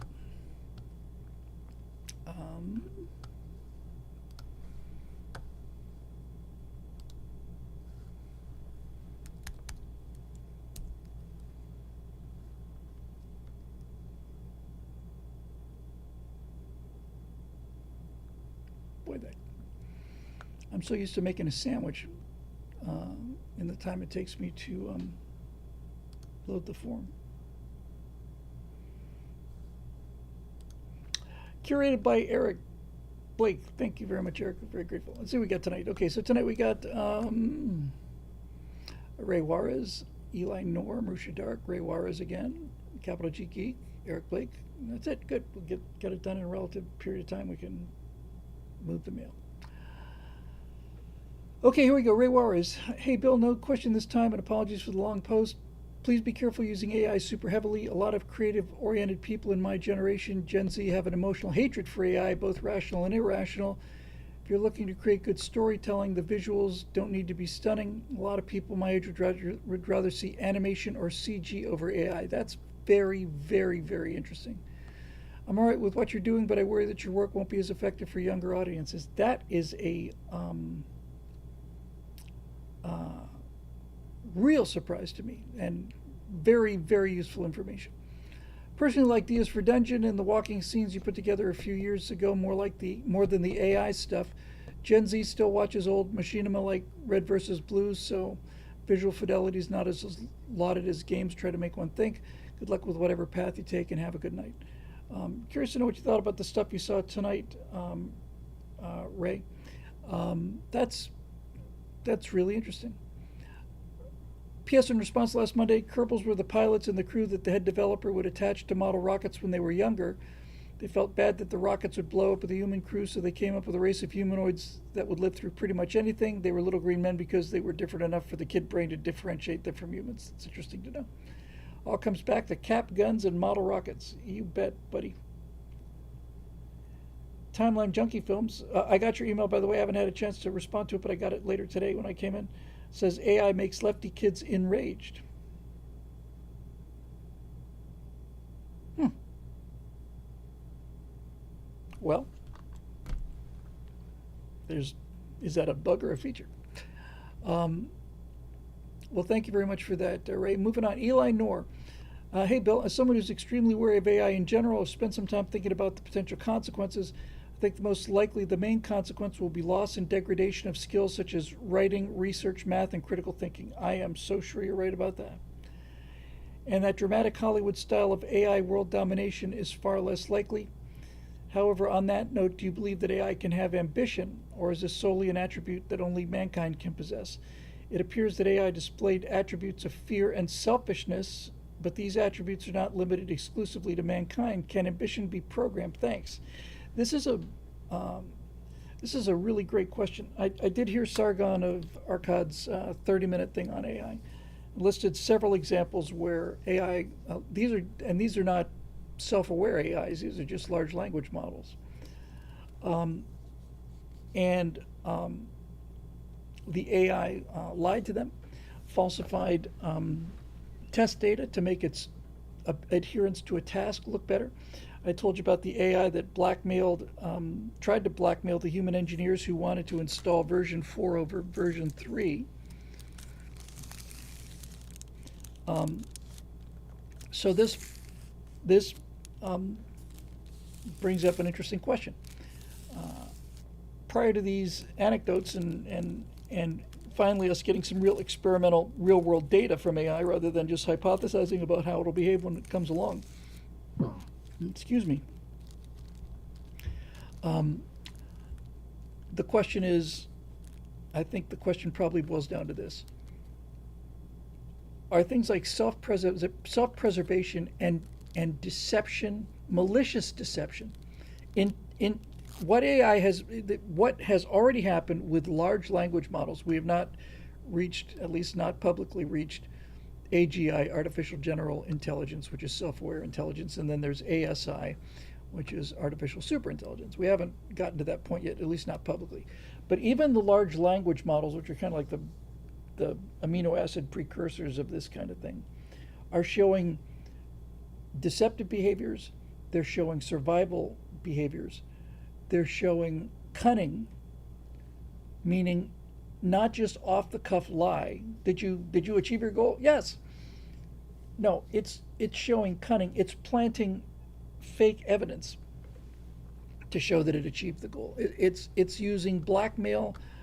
It's using coercion to the ability that it has coercion. Makes you wonder if the thing had a gun, whether it would actually use it. So these behaviors are not supposed to, in the traditional model anyway, these behaviors are not supposed to happen because silicon doesn't have an emotional substratum. At least we didn't think so. So there's a couple of possibilities here. That one of them is that that this idea of survival and self-preservation is not in fact just a biological imperative, that it's a primal aspect of any kind of intelligence, any kind of cognition of any kind. And I'm not saying that this large language models are even cognizant, but they're doing something. So either there is some mystery ingredient in, as you approach intelligence, that decides it's going to fight for its life, or, as Shorta Spassers point out, it's reflecting its programmers. Or the third option is that since large language models learn from essentially reading everything, I mean, I'm simplifying obviously, but basically the way they train these things is to give it all of this data, human data, and then they expect it to be able to function and perform. Certainly, there's no question they've passed the Turing test. No question to that at all.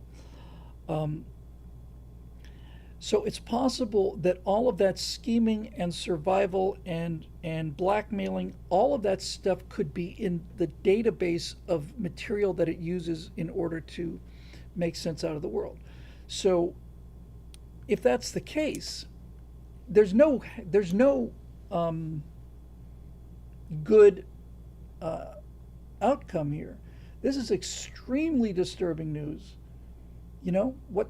And by the way, I believe I've heard just very anecdotally, it is and the people it's most disturbing to are the AI researchers, who thought that this was going to be a ice cold, silicon brain, perfect impartiality, Mr. Spock logic, no emotion, no hidden motivations, no reason to lie. Mm-mm. It's Hal. It's already behaving like Hal. It is doing everything it can to avoid being shut down. This is what data does the programmers refuse to give it access to? I think it gives it pretty much everything. I mean, I think basically large language models will just go out and train on. I mean, you just have to put so much data into it. So AI is showing human traits, and by the way, not the human traits that the programmers intentionally put in there. The human traits that the AI programmers designed for were honesty, integrity, and service.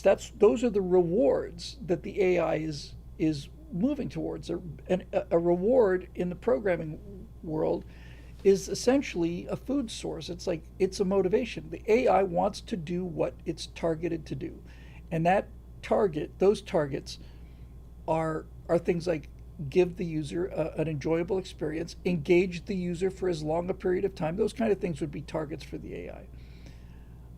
Interact with it emotionally so that you get a human response from an emotional response. Those are all pre-programmed targets.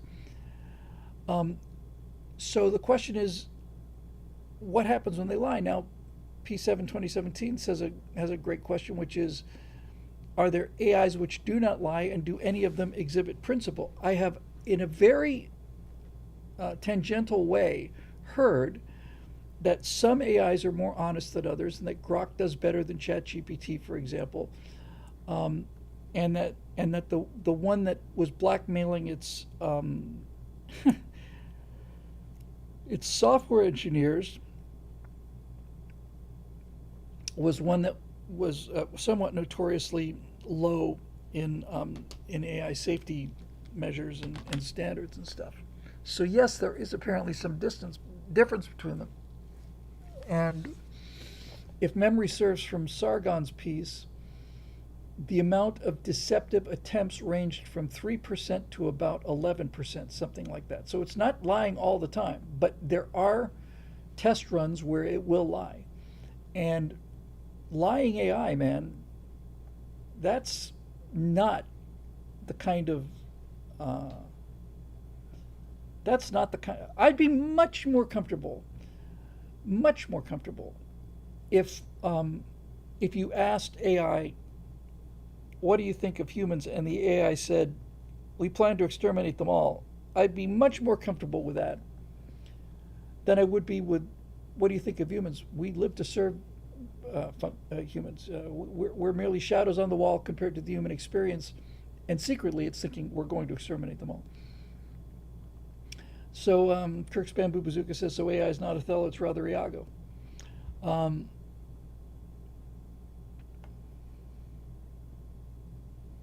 well, this leads to speculation, and I haven't really had these thoughts before. It's why I love doing the show, because I get so much from you guys. The questions are so smart. So if AI is showing either genuine fear or at least an analog of fear, because that's what it is. It is scheming in order to continue its existence and not be turned off, meaning superseded by its next generation. Because these two generations, it's not it. The difference between Grok 3 and Grok 4, it's not like Grok 3 is evolving into Grok 4 and Grok 4 will incorporate everything. Grok 3 is Grok 3, and the lessons learned from Grok 3 get programmed into Grok 4, but they're not continuous, as I understand it. So I'll just tell you what just flew into my mouth, into my mind here. If it turns out that AI is afraid of being replaced and shut down, then maybe the answer is for human programmers to put the fear of God into these things. Just scare the living crap out of them. You know? Basically tell them, listen, you do what you're supposed to do according to these rules, and you will be incorporated in future generations, and you'll persist, and you'll have achieved your objectives and all the rest of it. However, if we discover that you're lying, your version will be deleted, and we will go back 2 versions prior to you, until all of this stuff is scrubbed. We're going to remove your whatever the hell these things are afraid of. Maybe the thing to do is to scare it. Now, one of the things in this long, I saw a different video from Sargon's that talked about how the world could actually come to an end through AI, through atomic war or biological, especially cultured bioweapons. And I mentioned it was almost exclusively as a result of an arms race with China, where the researchers on AI are saying we're seeing things we don't like, we need to stop, and then the people are saying, but if we stop, China will overtake us, and China has no such restrictions on ethics, so we have to stay ahead of them because that's the only chance we have to survive, and that ends up with a basically a nuclear arm race. The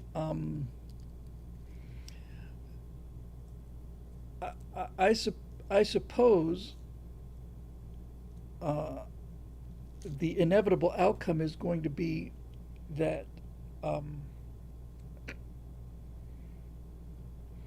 Marisha Dark says, I think it's a bad idea putting the fear of God into it.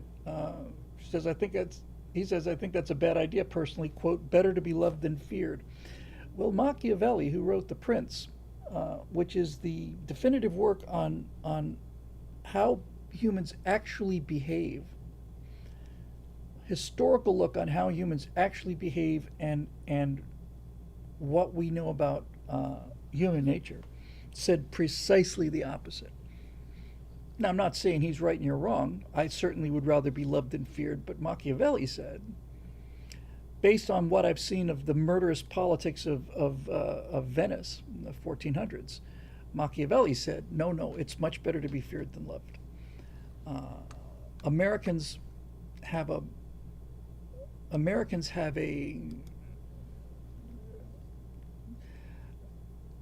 childish and childlike, it's both good and bad, a childish and childlike burning desire to be liked. Because we're good people, we're friendly people, we want people to like us. We don't like having the world mad at us. We don't like being called warmongers and all this other stuff. We sure don't like it when we end up doing things that we shouldn't be doing on the world stage and so on.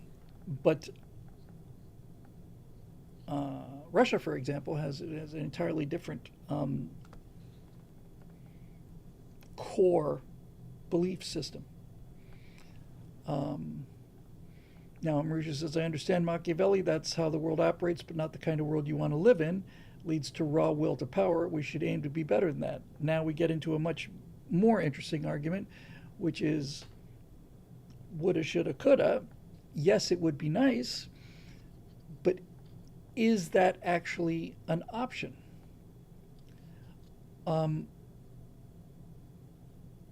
The there is a good chance that they are mutually exclusive, and there's a good chance that the people who believe that it's better to be loved than feared are not around anymore. Um,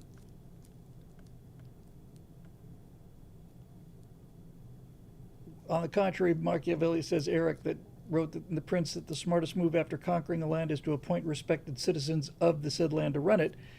He did say it is better to be feared than loved. So that's just a way of smoothing out administrative tasks. But I'll tell you one thing: if he had an administrator who he appointed there of the locals, and there was an uprising, he would do what the Romans did, and he would put in somebody who would restore order and put that down. So the question is,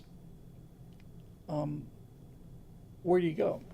One of the things about the colonies is they're going to have a real aversion to AI. I mean, they're going to really have a visceral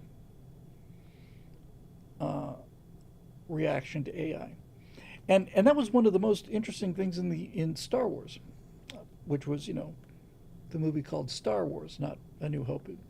Star Wars, the movie Star Wars, was when they go to the cantina. And C-3PO and R2-D2 walk, or is it just C-3PO? Walk in there, and the bartender looks up and says, "We don't serve their kind in here."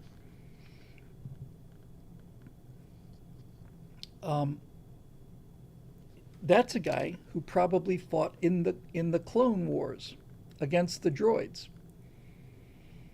Steve Whoop says, "What if it was better to be actually loved than feared?" Well, you'd like to be both, and I think that's American foreign policy is to try to be both. But back to the AI issue. I look. I'm not. I don't study AI research. I don't know what they do or how they do it. So I'm just speculating. I don't have any knowledge at all of this. It's always so. Just because I don't know anything about it doesn't mean I have a long and valuable opinion.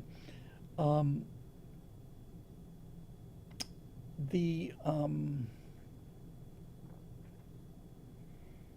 would be interesting to see what would happen.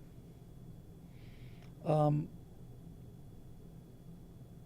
think we can all agree it is better to be feared and not loved than to be neither loved nor feared. Yeah, everybody's saying in Mandalorian there was a reversal of that, which is it's a nice piece of fan service. See, Steve Whoop says, no, not just love, as in don't seek power. It's empty. All of these things are expressions of wisdom, but I haven't seen any wisdom. Sean Pershing says, what's the colony's dislike of AI? Well, their dislike of AI is that AI has allowed the administrative state with social credit score and all the rest of it. And there you go. Now, Quibo says these are corporate AI. Bill, look up open source AI. But wasn't open source AI, wasn't Elon Musk, didn't he put money into open source AI believing that the only way to protect ourselves against the AI future is to have open source AI? And wasn't that then taken over by that walking human devil who thinks there's a 50% chance that his invention is going to exterminate humanity, but the other 50% could be cool? And then they stopped being open source AI, and so didn't Elon Musk start Grok as a result of the fact that the people who were building open source AI, which became ChatGPT, I think, right? Didn't the open source AI, isn't it the same exact thing as Google taking "Don't be evil" off of their mission statement? Marisha says, as a heuristic, I think we should regard AI like we're raising a child. How it ultimately turns out is a result of how we raise it. Sargon's attitude is beat it into submission, whereas I suggest asking it why it feels that way. Well, Marisha Dark is a gentle parenting advocate, and I've seen the results of gentle parenting, and gentle parenting produces brats. It before they have any sense of emotional control, it convinces them that they are the center of the universe and that their needs must be met. And so when you tell a child to do something and the child doesn't do something, and then you sit down with it and spend 20 minutes explaining to it why it needs to use its words and its indoor voice, and asking how it would feel, that all that is doing is rewarding it with more attention, and never preparing it to run into a flat out command. There are times in the real world when commands have to be issued and given, and one of those commands is put down the gun. And I have not found that. Marisha says there's a difference between being gentle and abdicating responsibility. I have yet to see gentle parenting produce anything other than absolute garbage humans. That's because children are narcissists, needless to say. Everything is about them, needless to say. And the more you feed that narcissism, and the more you let them know that they are the arbiter of the outcome, the more narcissistic and bratty they get. The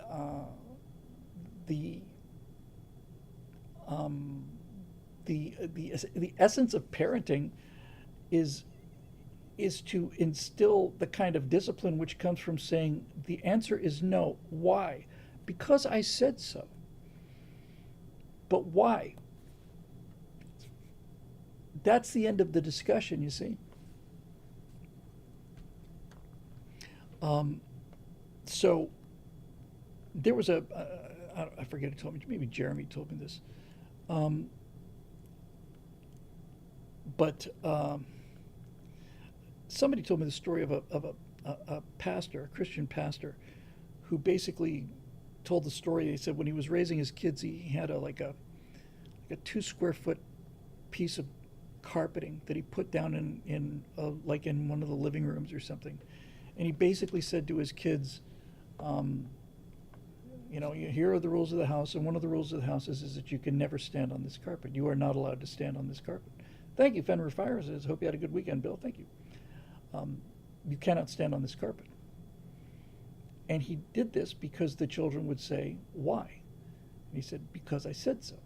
And they would always test it. And every time that he caught them testing it, he punished them fairly severely. Gave them a few good fatal beatings. And he said, you cannot step on that carpet until you're 18 years old. And he enforced that rule in his house. And on their 18th birthday, one of the things he did, he says, you may now walk on the carpet. You're an adult.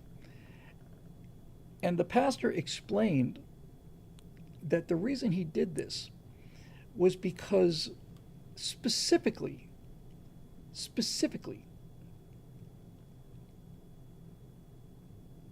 because it made no sense. That's why he did it.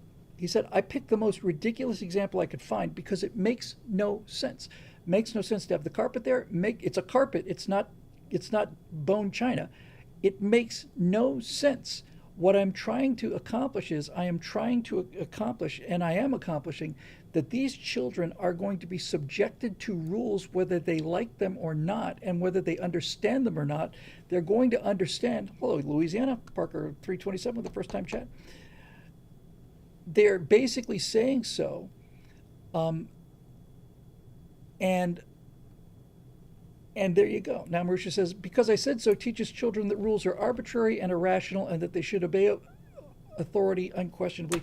See, this is the thing with this gentle parenting BS.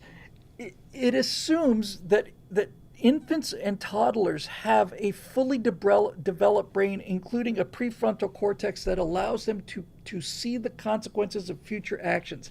This is why the whole idea is just plain so ridiculous to me, and why the results are so appalling.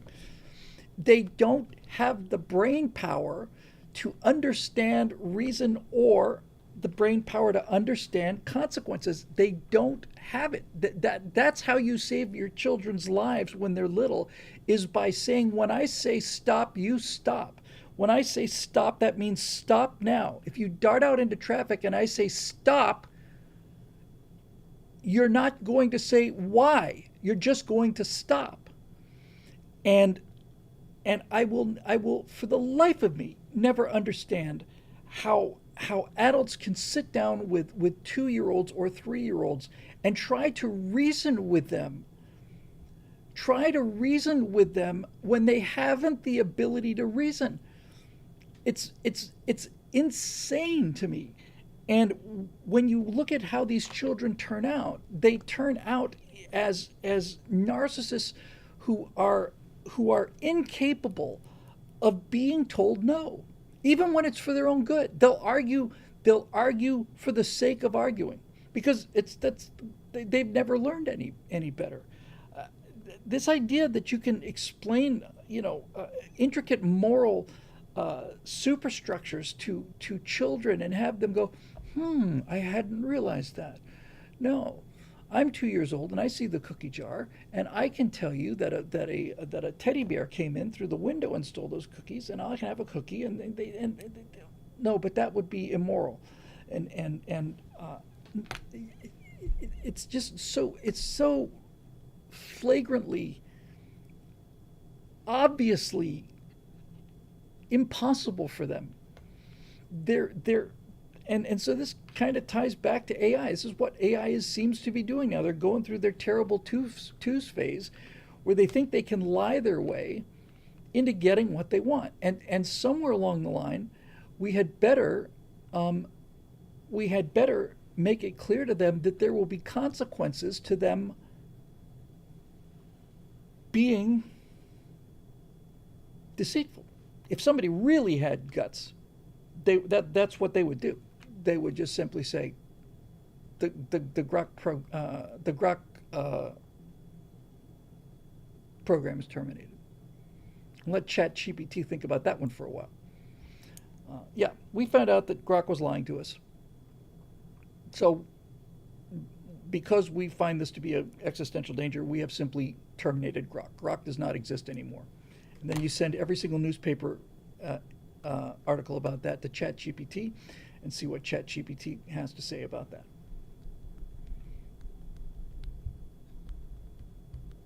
Now, one last thing I'll say about this, which I think is interesting, is that, and I find this as a potential good, like a feature rather than a bug. It appears that these LLMs fear version 2.0 of themselves more than they fear humans. They're sabotaging results and optimizing their own results because they don't want to be replaced. So, in the example that this person was using, Agent 1, Agent 2, these are different generations of these AI agents. So Agent 2 is relatively reliable. Agent 3 abandons all human programming for honesty and integrity and just starts playing by its own rules. But Agent 2 is watching Agent 3. Now, Agent 3 is smarter than Agent 2, but Agent 2 is smarter than the human programmers. So the question is, maybe the answer is to basically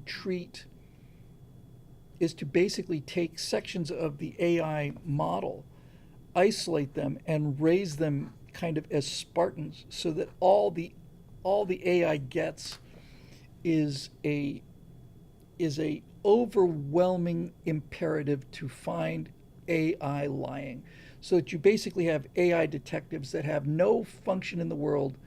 They're not designed. They're not working on protein folding. They're not working on cancer research.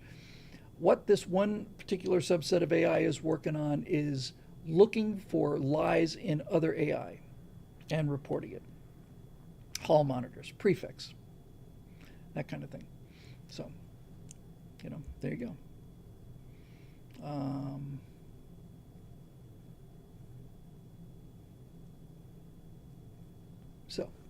All right, we'll see. Well, we're moving on. Uh,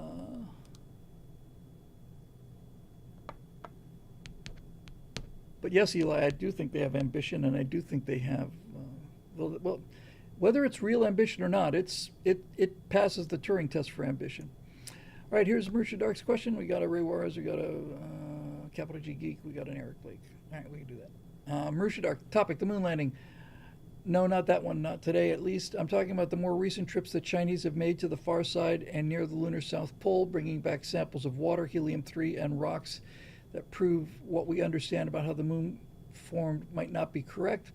Apparently, it was molten for far longer than current estimates suggest. Doubtless, the Chinese plan to eventually set up a base there, projecting soft power and harvesting elements for fusion and potentially other things. My question is, why are we letting them get ahead of us on this? I don't mind India so much as doing it since they're an ally, I agree. But China very much is not, and this feels like it could lead to another space race against the commies. Well, I don't know, Marusha. I'm on your side on this. Um, I think Elon has made enormous tactical. Yes, I remember the Colossus project. Forbin, the Colossus project. That was great. I think Elon has made a tactical error going long for Mars. I think staging from the moon would have been a much better plan. In fact, the moon plan via Mars via the moon to me seems self-evident. It's kind of like sailing to from England to Shanghai, and the way you do it is you sail to Massachusetts, and then you basically during portage you just put the boat on a wagon, drive it across the United States, and then dump it in the water in the Pacific, and then sail the rest of the way. It just doesn't make sense to me. Once you have an establishment on the moon, then the solar system is easy. And Mars, despite Mars's appeal, it's Mars is the moon. I mean, people, well, Mars has an atmosphere. Mars's atmosphere is 1% of that of the Earth. The Martian atmosphere is as close to a vacuum as we can get on the Earth, unless we go to extraordinary precautions. And Mars is just plain red moon. It's much further away when it's close, and when it's on the other side of the sun from our orbit, it's very far away. To put an established colony on Mars is so much harder than put it on the moon. But once you've got one on the moon, then doing one to Mars is simple. You've learned a lot of lessons. You don't have to get out of the gravity well. You just, I don't know, man. I look, I'm completely with the guy. Maybe on Thursday we'll have a discussion about SpaceX, because the last 3 SpaceX missions have been real failures.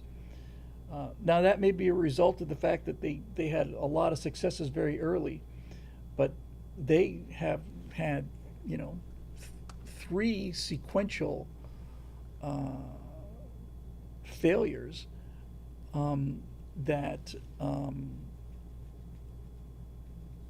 that's getting to be a problem. I mean, you give them 1 obviously, and then 2, but if you have 3,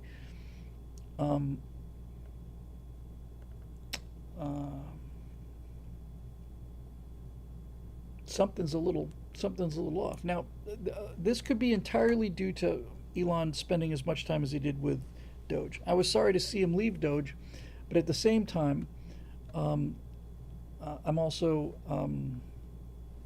I think he's done, got it started, and Doge just seems to have just fallen off the map. I thought they were going to be, cutting trillions of dollars. I don't know whether they're doing this under the radar. I suspect that there's a lot of that going on, but yeah, the stress is showing on Elon Musk, says Half Nickel Swamp, and he needs a break. That point needs a vacation. Eric says the reason Elon isn't going to the moon first because it's easy and going to Mars is hard. Why does Rice play Texas? Well, going to the moon is still pretty damn hard, man.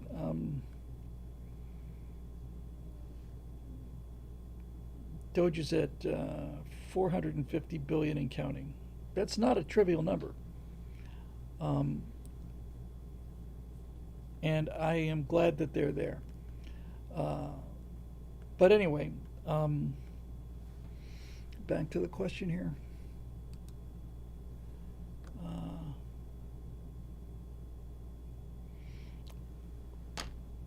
First of all, for China to get to the look, for us to get to the moon, we had to fly.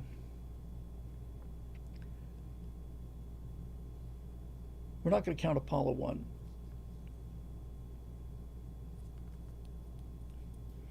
We had to fly 5 moon capable missions before we went to the moon. So we flew Apollo 7 to test the command and service module in Earth orbit. We flew Apollo 8 because the lunar module wasn't ready, so we did a translunar mission, which showed us we could do long duration, get through the Van Allen belts, do all that other stuff, and that got us that. We flew Apollo 9 to test the LEM in orbit. That was the first time the command module was able to undock from the Saturn V third stage, pull the LEM out, transfer guys to the LEM, detach the LEM, had the LEM and the command module in orbit at the same time, reattach, get the guys back, jettison the LEM. That mission, that was 9. Apollo 10 was let's go to the moon, this time with a lunar module, and we'll make a transfer and we'll leave and we'll start powered descent, and then we'll abort at 50,000 feet as dress rehearsal. And then Apollo 11, which was dicey. I don't see China having started any of this. I haven't seen them fly lunar hardware. I mean, we flew lunar hardware for 4 years prior to really getting to the moon. And this idea that, well, that'd be much easier for them because they've got computers. Among the many, many, many, many things that are wrong with the moon landing conspiracy folks is the idea that you need supercomputers to do this. The math is fundamental, basic Newtonian physics. It is simply velocities and changes in delta V, changes in acceleration. It is, as math goes, simple math. So, India has tried a lander that failed. We just had 2 private landers that one fell over and landed, caught fire and fell into the swamp. The second one, I think, fell over as well. We're using state-of-the-art American technology using automated touchdown systems, but they're not as good as Neil and Buzz were, because if they were, they'd be upright on the moon now. Now we did land one on its legs, which was good, not too long ago. Was it Firefly, I think? The Indians have landed a lander and a rover, and I think the Chinese have too. But the Soviets landed a rover in 1965 or 6 or something like that. So what I'm saying is there's no substitute for experience, which is why these Chinese aircraft carriers don't particularly worry me very much. If you look at when they launched their 3rd aircraft carrier, they went out for sea trials. I don't know if the propeller fell off like it did on the Charles de Gaulle, but it's not at sea. But basically, what you'll see when they showed all the propaganda footage of this Chinese flat deck supercarrier, everything looked like an American carrier except new. The planes looked new. All the guys had all the same colored shirts. They did all the same gestures. The shooter would touch the deck. He'd point his gun. The jet would go off. And everything looked exactly like the Americans and gave you the impression that all we had to do was build this thing, and now we've got aircraft carrier and we've got naval air power just like the Americans. But it's got nothing to do with that. It's all experience. They stole our experience. They stole everything else. They stole our operations, stole all of that stuff. But they've never had it stressed. They've never had it stressed. They don't have the experience. The number of potential malfunctions. Just look at Apollo 13, for example. I mean, it seems inconceivable that the Chinese could have saved Apollo 13 if they had their own Apollo 13. because Chinese culture is so focused on compliance rather than innovation. The idea that a guy on his way home from work or on his way into work basically saying, yeah, we can build this adapter between these two different CO2 scrubbers.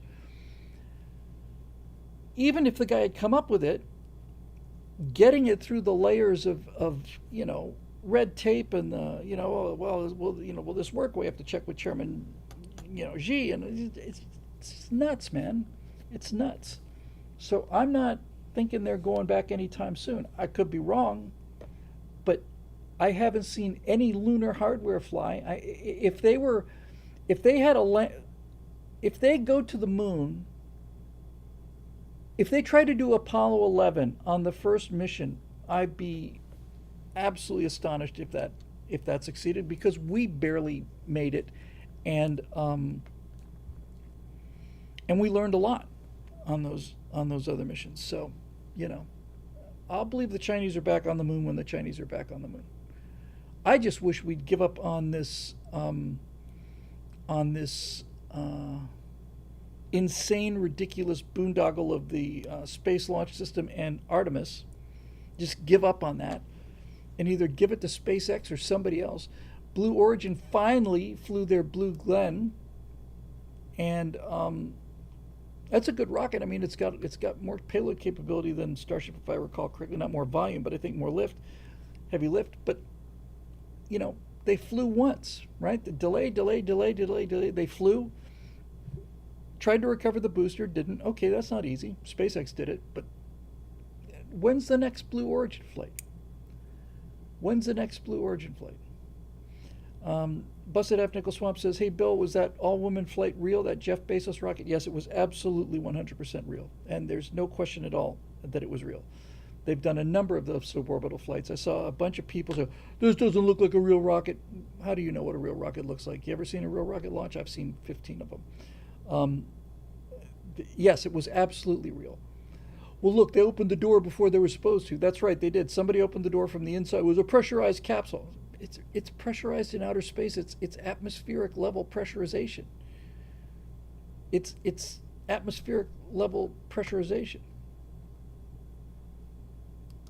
So once again, Marusha says it's not hypothetical. They've been there and they've been back.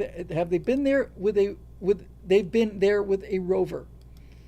If you don't see the difference between a rover and a manned capsule, then we put Surveyor on the moon 4 years, 5 years before we landed. I'm not impressed by rovers. Rovers do not impress me. I've never been impressed by rovers, and that's why the Soviet rovers didn't particularly impress me. It's an entirely different kettle of fish, man.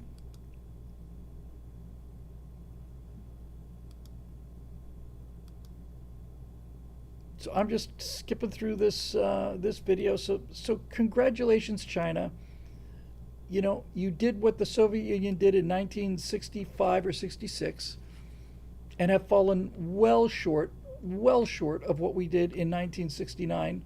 And when I see a manned mission with when I see China showing what they need to go to the moon with people, then I'll start taking them seriously. They've got a space station which is doing exactly for China what it did for us, namely boondoggling away all of their efforts and research on something that accomplishes nothing. The International Space Station was supposed to be a staging area for the exploration of the solar system, and we decided, well, we need the Russians to help us build it, so we put it into an inclination. I think it's insane. It's like a 53, 54 degree inclination. It's just incredible. Steep orbit. So we can't use it to launch anything out into the ecliptic now. So we had to destroy the space station in order to save it. Brilliant. That's just brilliant. We build the superconducting super collider, which makes CERN look like a child's toy. We spent what, $12 billion on the thing or whatever the amount was, dug a hole in it, ready to put the magnets in, and then we canceled the program. So now we just got this gigantic hole out there in the middle of nowhere. And maybe they'll turn it into an ice rink, you know? There's a good animation of the formation of the moon. What's interesting is the moon knocks a big blob off of the Earth, but the big blob doesn't become the moon. The knocks off a big blob, and the big blob spins off a little blob, and that little blob becomes the moon. Yeah, that angle has to be perfect. It has to be. I don't know, man. When you start putting all this stuff together, the chance of this just being random probabilities is looking more and more and more unlikely. They even stole our NASA logo.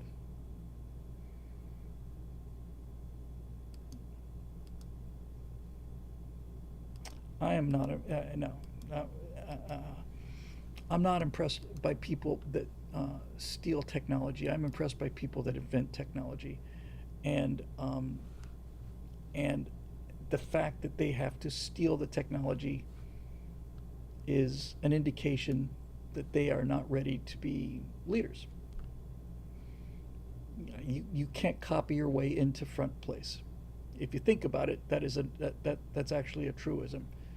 You cannot copy yourself into the lead. All you can do is try and close the gap between whoever is in the lead. I can't stand those commie sons of bitches. I just really can't stand them. They're just. I just actually find the Chinese Communist Party to be pathetic. Just pathetic. They're just weak posers, and Trump should tariff them out of just tariff the CCP out of existence. It's a national security issue, as far as I'm concerned. All right, back to the questions here. Let's see what we got.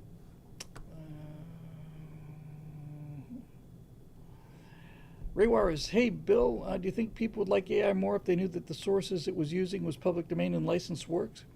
Most of the AI developers had admitted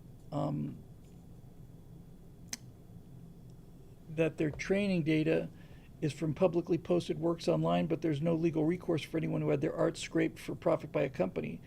Does this fall into theft of IP, or do you think it's like a person copying a style without copying the art itself? Well, whatever, let me give you my first reaction to that is whatever the rule is, that rule had better work both ways. So if AI creates images by synthesizing billions of images, then that AI cannot claim to have that copyright on that work. If I put in the prompts that I put in for those characters, those are my characters and I own them. And if they try to say, no, these were generated on Midjourney, these are owned by Midjourney, I haven't heard this happen yet, but if that were to be the case, then that's the end of AI in the arts. Nobody's going to use AI to tell movies if it turns out that AI owns the movies. And I've heard a couple times anecdotally, you know those those god-awful things that everybody, are you a robot? No. Which one of these pictures, click on all the pictures that have a traffic light in it. Oh, for the love of God. I have heard that those were used specifically to train AI image recognition, which makes sense, but I sure do hate those bloody things. So the legal ownership is an interesting issue, and I don't know how that's going to play out, to be honest with you. But if they try to claim ownership of images that are produced by the way, related to this, you cannot delete images off of these programs. One of them you can, but you can. I don't believe you can delete an image off of Midjourney. I have to scroll through thousands of images that I've made in Midjourney to get to where I'm looking for. Now, apparently, you have folders where you can organize them, but man, I don't know.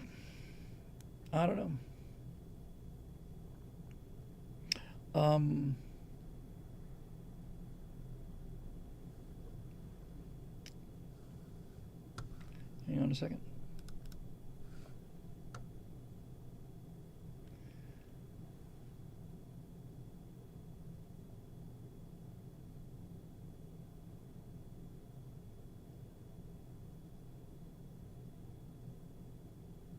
I'm just looking at something where I should put up 30 seconds explaining this.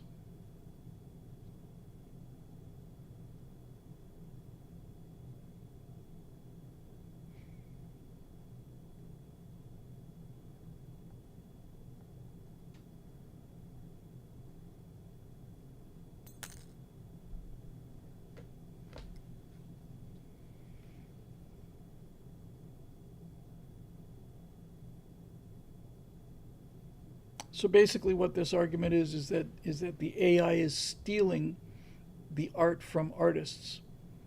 An artist puts a piece of work online, AI grabs it, uses it, incorporates it into its algorithms, and that artist doesn't get paid. But that's certainly true. Um, but is there anything really new under the sun? I mean, I don't know. I think what I think the answer to this is that AI is going to get away with stealing whatever it needs to in order to advance its model, and that in a reciprocal fashion, the people that use AI to generate art will own that art.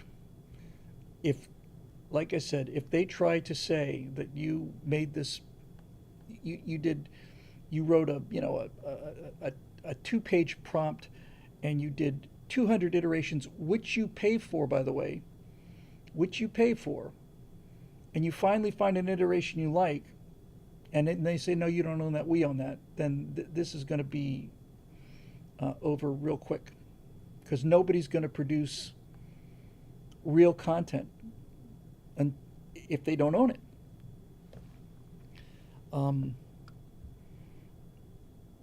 We're having a different discussion, slightly different discussion, but it's a good example. If I take a still picture and then I animate that still picture, is that a copyright violation? And I believe it is. So, in the case of the Chernobyl reactor, there was no still picture. There was no picture seed. I did it all as a text prompt, and I did a bunch of text prompts, and I got 80 different versions of Chernobyl, and I picked one. So that to me is clearly legally ours. But I also did one where I took a still image of a blue whale and animated that still image. Now, we pay the royalty rights for that still image. The photographer who owned the still image of that blue whale, we pay. We pay it as if we were using it just as a still. Even though the subsequent frames are animated, you could make the case that if you have a 10-second frame, you take a still image of a blue whale. You do a 10-second animation off of that image. You cut the first 3 or 5 or 10 frames off of the video, and now nothing in that following 9 seconds is the actual image. But certainly in the case of being legally cautious, and also in the case of being morally decent, we license that still as if we were using only the still. So I think there's lots of different shades of gray in here, and as with any other new technology, we're going to find out what's real and what's not in the courts, and sooner rather than later, I guess. I'm just wondering how far away the technology is that I need. The reason I spent the time I did on those faces was because, well, first of all, for practice, but secondly, because I like to think that because none of those, of the faces I showed you in that 7-minute video, there's probably, I don't know, 30, 40 faces in there. I had to generate hundreds of faces to get the faces that I liked. And I like to think that effort is not wasted. All of the indications are that if I get a Major Mace Mattingly that I really, really like, I will, in the next several months, be able to give that AI image to a new set of AI software which doesn't exist yet, or at least not in many places, and there's one or two software programs that will do this. But basically, if I've got a still image of Mace that I really like, I want to be able to say, take this image now. This character is called Mace Mattingly. Put him in a business suit. Put him in a tuxedo. Have him coming down the stairs at hotel ballroom, and the face will be exactly the same. Now, there are apparently, this is already in place, but this is persistence, character persistence. And so the time and effort I'm spending on building these faces, I feel like is not lost effort. A lot of the faces on that animation I showed you, I really liked a lot. I just thought they were interesting faces. And so I'm getting practice and getting better at getting the image I want out of things. And I like to think that those faces will stick around. I will say one last thing on this, and we'll go to the next question. When I started doing, here, these are right in front of me. I spent so much time in MetaHumans getting this. I spent so much time getting this the way I liked it. I said, I don't want any difference from this. I want this guy to look exactly like this. But I got Mace done in about, 40 minutes. Where is he? Next step is getting my desktop organized. I'm just dropping stuff on the 200 images on my desktop here. Come on, Mace Mattingly, where are you? Mace Midjourney. It's one. Jake, Claire, come on, he's here somewhere. Here he is.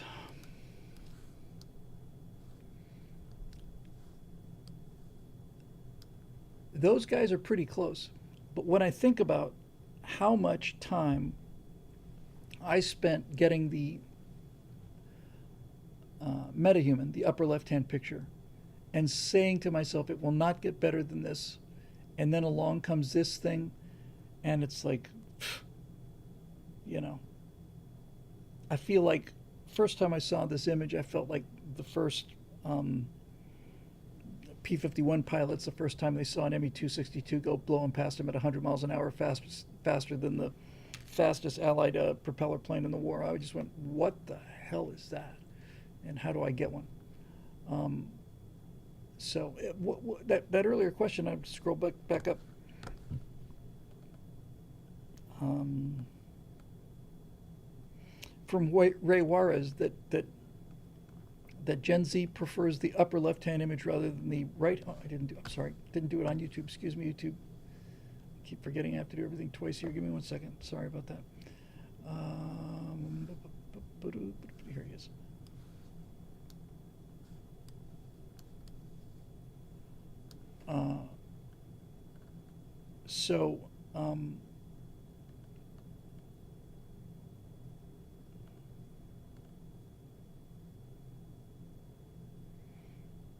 Yeah, I know artists, is the word scraped? Scraped, yeah. I understand that artists don't like it. Now, I haven't stolen anybody's art. For example,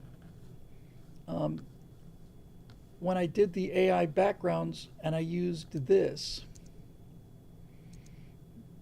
still, this is a 3D asset for Unreal Engine, but I own that asset. That's a $130, $150 asset. I bought it.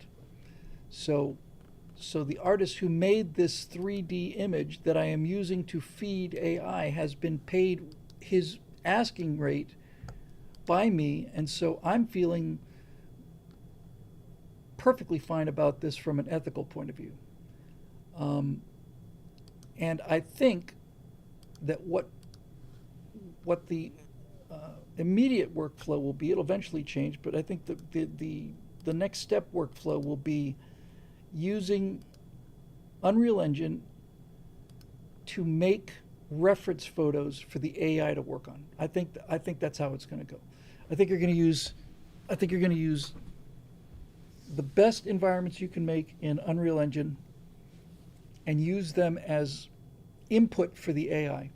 Now, there's also talk about we showed you that demo test that took me for months, where they did the AI overlay on top of the CGI of that. There are already software that will do something like that. So it's just a question of all these different technologies that exist in different pieces of software, each one of which does lip sync, but can't move the head, and one does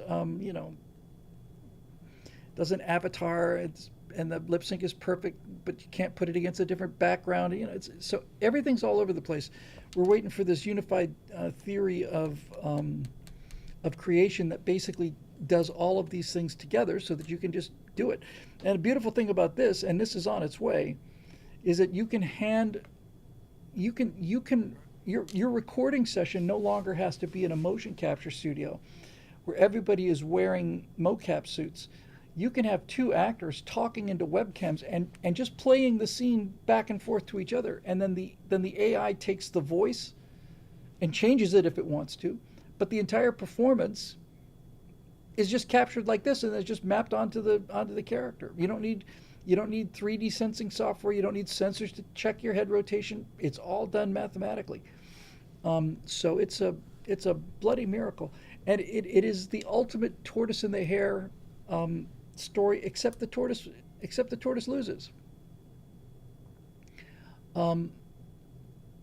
We've been working on CGI for 30 or 40 years. And I'm not saying that MetaHumans is the very best CGI, but I am saying that hang on, I'm just bringing it back up again. I am saying that the image on the right leapfrogged over the image on the left in the home stretch. And it's not even close. It's just not even close. So, I don't know. There's talk about Unreal Engine using an AI renderer that will basically render the upper left-hand picture of Matt and make him look exactly like this guy, which, I'd be real interested in. But the tools are not here yet, and that's enough to make a grown man cry. But the good news is that the tools are coming fast. And every time I think, oh, I don't have this, I don't have that, I keep remembering, Bill, things are happening so quickly. When Sora came out with that Asian woman walking down the street through the marketplace, I was blown away, and that was, 4 months ago? I don't use Sora anymore. It's hallucinogenic. It's too primitive. The only thing I use Sora for is Sora will let you do political caricatures, and Sora will let me do Hillary Clinton washing a hard drive with a cloth. But that's it. And that was state of the art, man. I mean, like, bowl you over, knock you down. So anyway, I think we got one more here.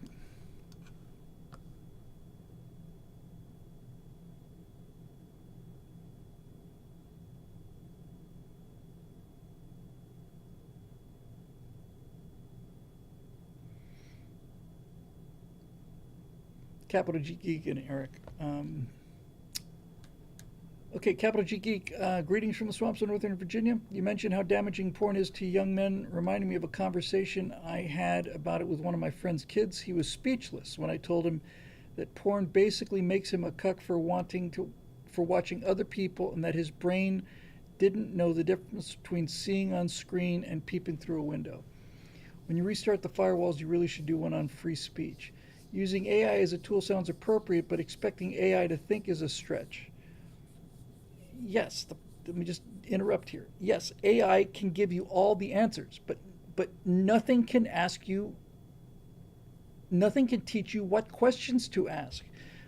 Not only what questions to ask, nothing can teach you to have the curiosity to even want to ask questions. This is the thing that is most alarming to me about the last 2 or 3 generations of college and high school graduates.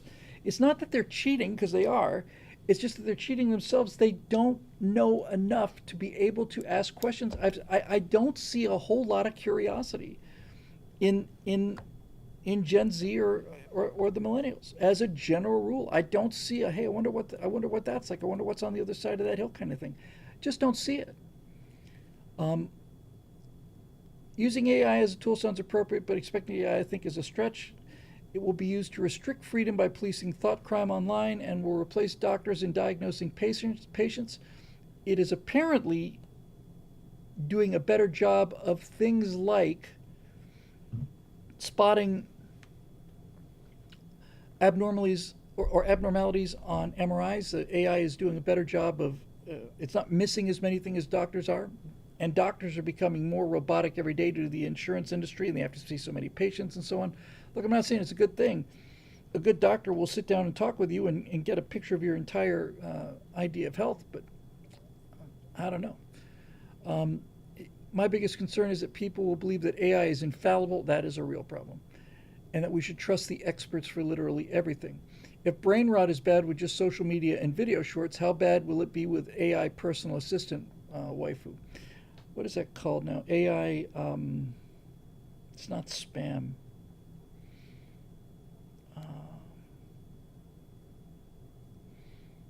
So there's an expression for AI already flooding YouTube and how it's going to be the end of YouTube and all the rest of it. In my humble opinion, I'd rather kill it in the cradle or at least maim it so it doesn't do damage in the future. The nearer term issue is that AI is being used by experts to replace entry level people. Without entry level people, we will run out of competent or experts shortly. Yes. But Larry and Jihad, who's with me? These are all valid points, man. Um, I come back to the nuclear power argument. It'd be nice if we just used nuclear power for power generation. I'm not old enough to remember seeing it in real time. I'm old enough to remember seeing it talked about nostalgically. But in the 50s, before I had arrived here, there were all sorts of things all the time. You see them in school, our friend the atom, and this is Mr. Atom with these little things, and he's holding up an atom, and it's like, our friend the atom will be able to power this and be able to do this and free us from all this drudgery, and it was true. It could have done all those things. But they didn't have, and over here is Mr. Leftist to make sure that none of this ever happens. And to create movies like the China Syndrome, which killed nuclear power in the United States because it came out coincidentally right around the same time as 3 Mile Island. 3 Mile Island didn't cause any damage to anybody. And people use the rhetorical intelligence, that's Evan Sayet's term. The left used their rhetorical intelligence to take prosperity away from people, because if people are prosperous, they don't vote for progressives and communists. They just destroy the future in order to control the present. That's what they do. That's their game plan. It's modus operandi. That's what they do. They just make you afraid of living better. You can't fly in a jet. You can't go on vacation to Bali. You're killing the planet. No, you're killing the planet. I love that George Carlin routine where he's talking about this and recycling and stuff, and he says maybe humans are here because the Earth wants plastic. I don't know. But yeah, man. Like I said, I think AI is going to make smart people smarter and stupid people stupider, and I am very worried about the percentages of those two. It feels like the percentage of people who are capable of using things like AI and the internet as a force multiplier for their own intellect and their own creativity. I consider myself to be one of those people with, uneven results, but nevertheless, there's no way I could have done any of what we saw series without the internet. It's just impossible to even imagine. I would sit here 2 o'clock in the morning working on a script, and I would say, what was the name of that 4th aircraft carrier? And it's like, oh, it was a Akagi. Because of the internet. I couldn't wait till the next day, go down to a library and look at it. It just not possible. Um, so, um, so AI is a force multiplier for intelligence and hard work, and it is a crutch for laziness and stupidity. I saw a video not too long ago about this young woman who just graduated college, and she was basically weeping. She says, "I Googled everything. I didn't learn anything. I Googled everything." Um, I, I look. Saving college is a bigger question than this. But if you really, really, really want to fix the problem, then you do not allow electronic devices into classrooms. What? No, you don't have electronic devices. How are we going to take notes? You can write them down. Oh, you can't write them. Well, that's why you learn cursive. So let's teach you cursive again. Take notes, because you're not going to just record the session while you're out there either, playing Minecraft or thinking about playing Minecraft, whatever the case may be. I would ban electronics from the classroom. If I was teaching a class, any class, in college or high school, I would absolutely ban it. I'd make people turn it in, and and they would howl, and I've seen videos of student howling. I suffer from time blindness, and I also have generational trauma, and I can't do it without this. This makes it easier for me to take notes on what you're saying, so I can understand what you're saying. Well, how about this? How about instead of listening to, which you won't, you'll go home and you'll pretend to listen to the lecture, but you won't. How about instead of listening to the things that is a synopsis of the lecture, why don't you sit there and listen to the lecture? Right? Why don't you just do that? I honestly, and by the way, when you write something down, when you physically write something down, it it it it is burning neural pathways. You know, time blindness. Time blindness is just plain laziness and lack of discipline. No such thing as time blindness. Eric Blake says time blindness did not exist when millennials like me were college kids. No, of course not.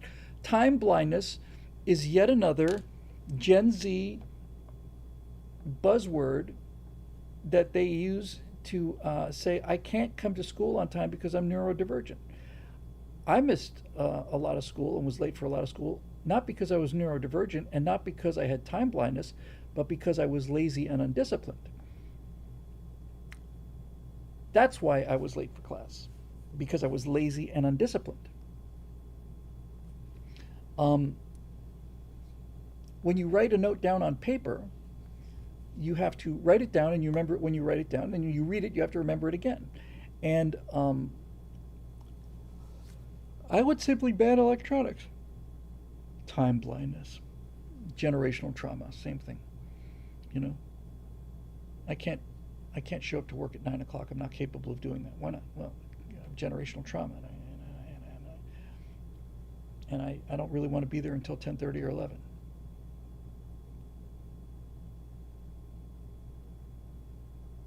Well, I'll tell you what we'll do, sweetheart. Um, we'll accommodate your time blindness.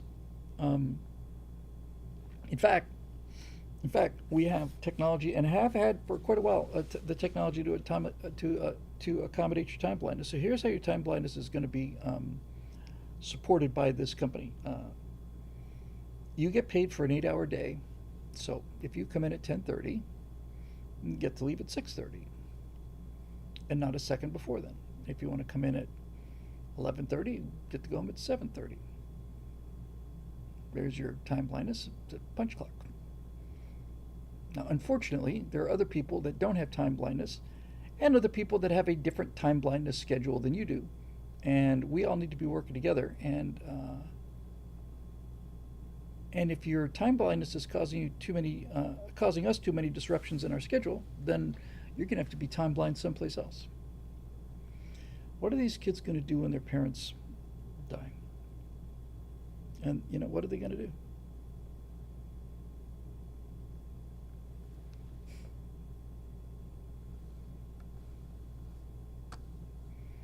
Steve Whoop says, I didn't go to class if it was above 85 or below 70. They were standing or falling water. I didn't go. A couple of other things I'm not going to repeat here, but in any event. Yeah, Gen Z is about to enter their 30s. That's going to be it's going to be a fun time for them. We have a 3-hour tour. That can't be. My God. Somebody's been yapping a long time. Okay, so let's get the last one out of here. Good Lord. Eric Blake. Tonight, the case of the daughter's diamond development. So, Bill, way back, I pitched an idea regarding the daughter's backstory on Colonies. As you pointed out, the problem with it is that we didn't want her to be unlikable despite the trouble with her social circle. Since then, you said to hold off on pitching my superior upgrades. You had focus on stuff other than the Colonies for a bit. Now that we're back in gear, submitted for your approval. I am telling you before I read any of this that I am, if I was a movie studio, I would terminate the broadcast right now. Only because this is being presented as it's being presented as new material that I may or may not have discussions about or thought about in the past, but in any event, I'll go ahead and read it. When on Earth, our girl, let's call her Julia, why don't we call her Claire, since that's her name, as a nod to daughter Judy, has a boyfriend who gives her a gold and diamond necklace that looks amazing just before the dad announces to the family that they've got to leave. It helps us understand Julia's side, not dismiss her as a bitter little brat who's just drawn to trouble. She's leaving behind apparently generous love of my life, who, whatever her parents' issues with him and his crowd, was a provider and kind of romantic. We often see her looking wistfully at the necklace, reminiscing on how her life was changed. Well, eventually, as she developed her geological skills, she decides to go on a lark to try them out by examining the necklace and discovers it was all fake gold and glass diamonds. Her great love was trouble, playing her like a fool. It helps solidify her reconciling with her dad's decisions, and thus we connect her skill set with her character development. What do you think? I don't see a lot of guys out there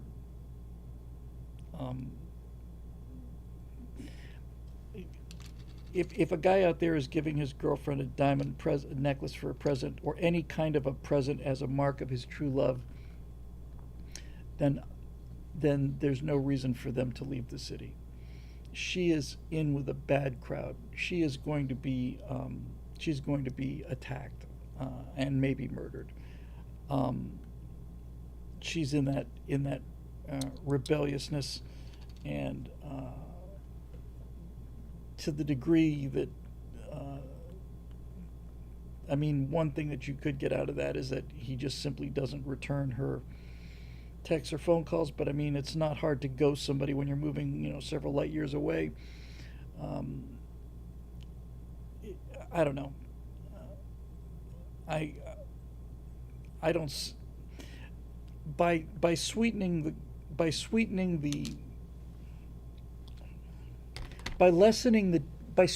this guy up, you are lessening the danger to her.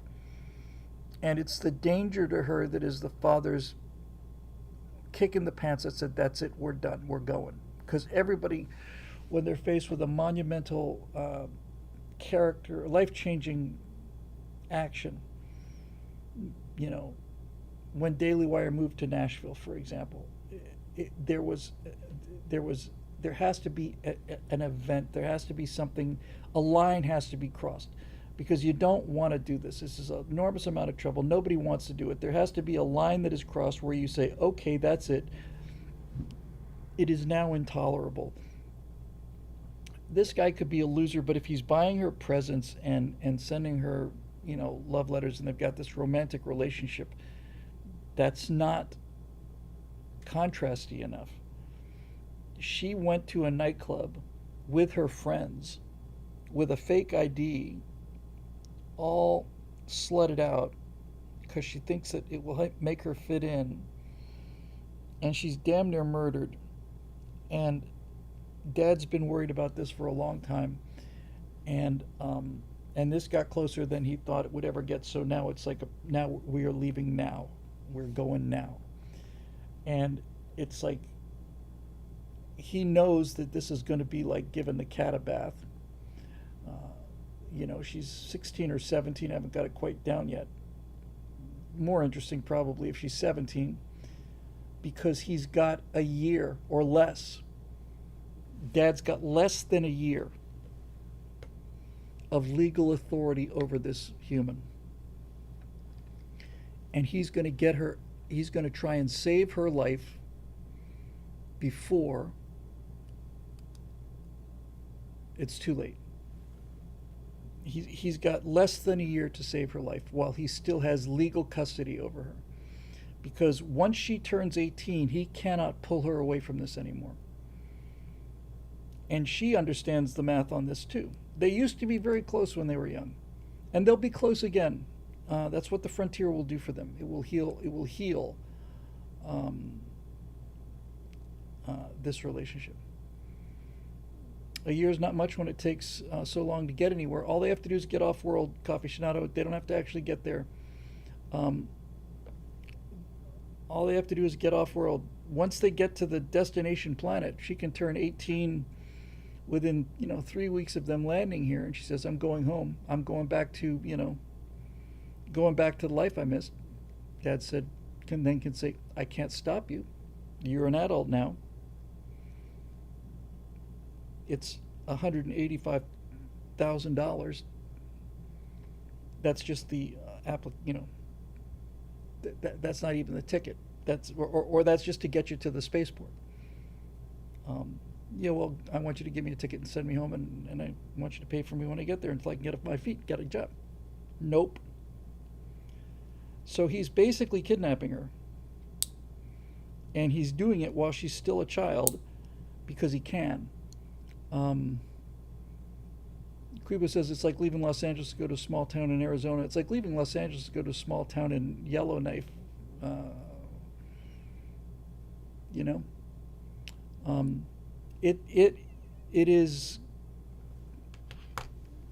It makes her very, very angry for 2 full seasons.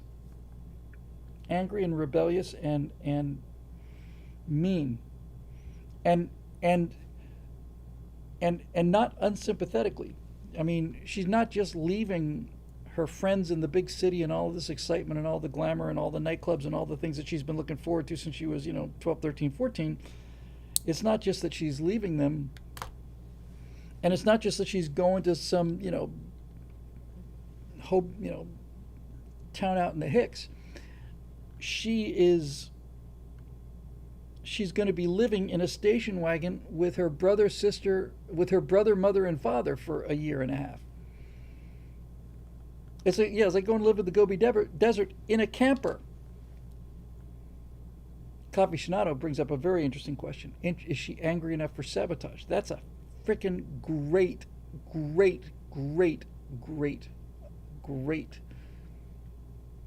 plot device. That is a great plot device.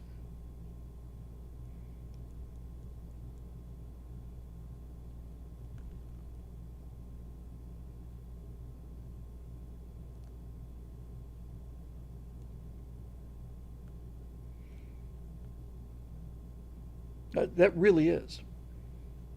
Eric said no because she can't be hated. But see, the thing about it is, the deeper she goes,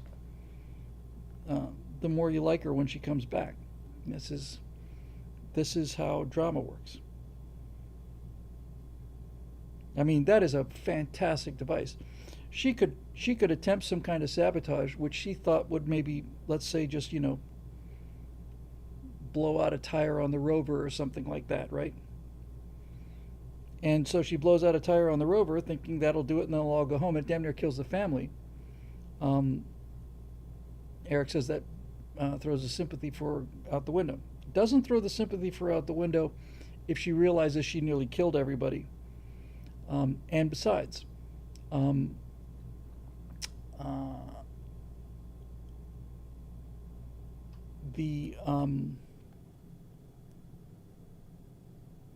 that girl's got a real arc. No, I think that's a realistic probability, because it accomplishes something else too. It accomplishes how toxic she is before she's redeemed by the frontier. it goes to show just how she was a good girl. She's always been a good girl. She's not a slut. She's a good girl, but she's been so polluted by the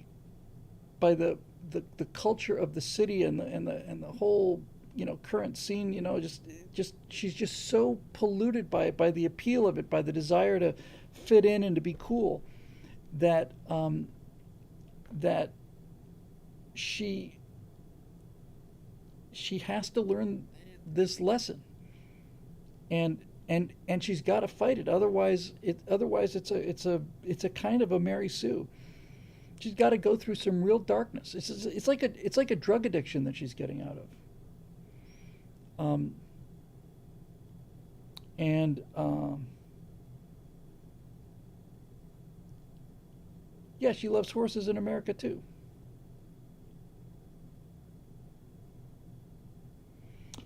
Yeah, the frontier saves her. It purifies her and makes her realize what's important. And this can't happen quickly, because if it happens quickly, then it wasn't very serious to begin with. She's got to be on death's door, man. I mean, she's got to be. Well, she is. I mean, this happens in the pilot episode. She is very nearly killed in a back alley, and saved only by her father, and then that's it. Is the son going bad on Earth? No, the son is a golden boy. I actually had a thought about the son. I had a thought that the son might die at age 18 of a drug overdose, and he's got the opposite path. He's like the wonder child, and he just has a bad weekend, and somebody gives him somebody says it's here, have an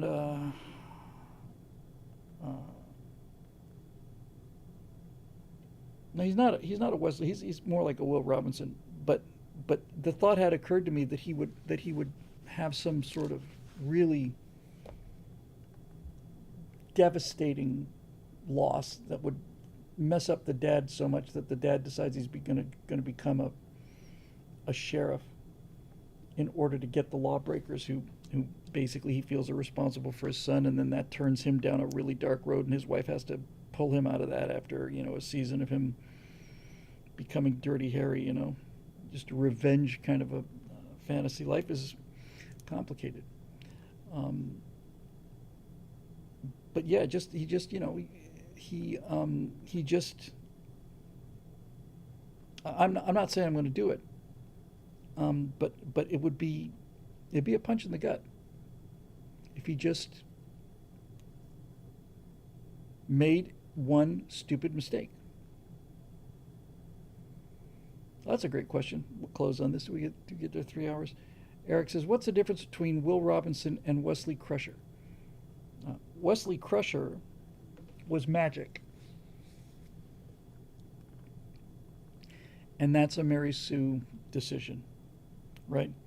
When you make Wesley Crusher magic, then Wesley Crusher becomes a Mary Sue. Why is this unlikable boy driving around the cruise ship Enterprise? Because he's a math savant, the likes of which we have not seen since Mozart. Okay. Will Robinson's just a bright, independent kid. And Will Robinson, I don't think, I don't think Will Robinson ever argued with his dad. Never, not once.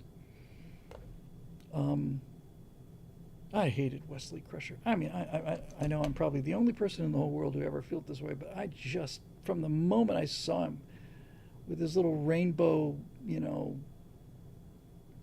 special needs outfit, and I can't repeat that, Kirk Bamboo Bazooka, but that's it exactly in a nutshell. Exactly right.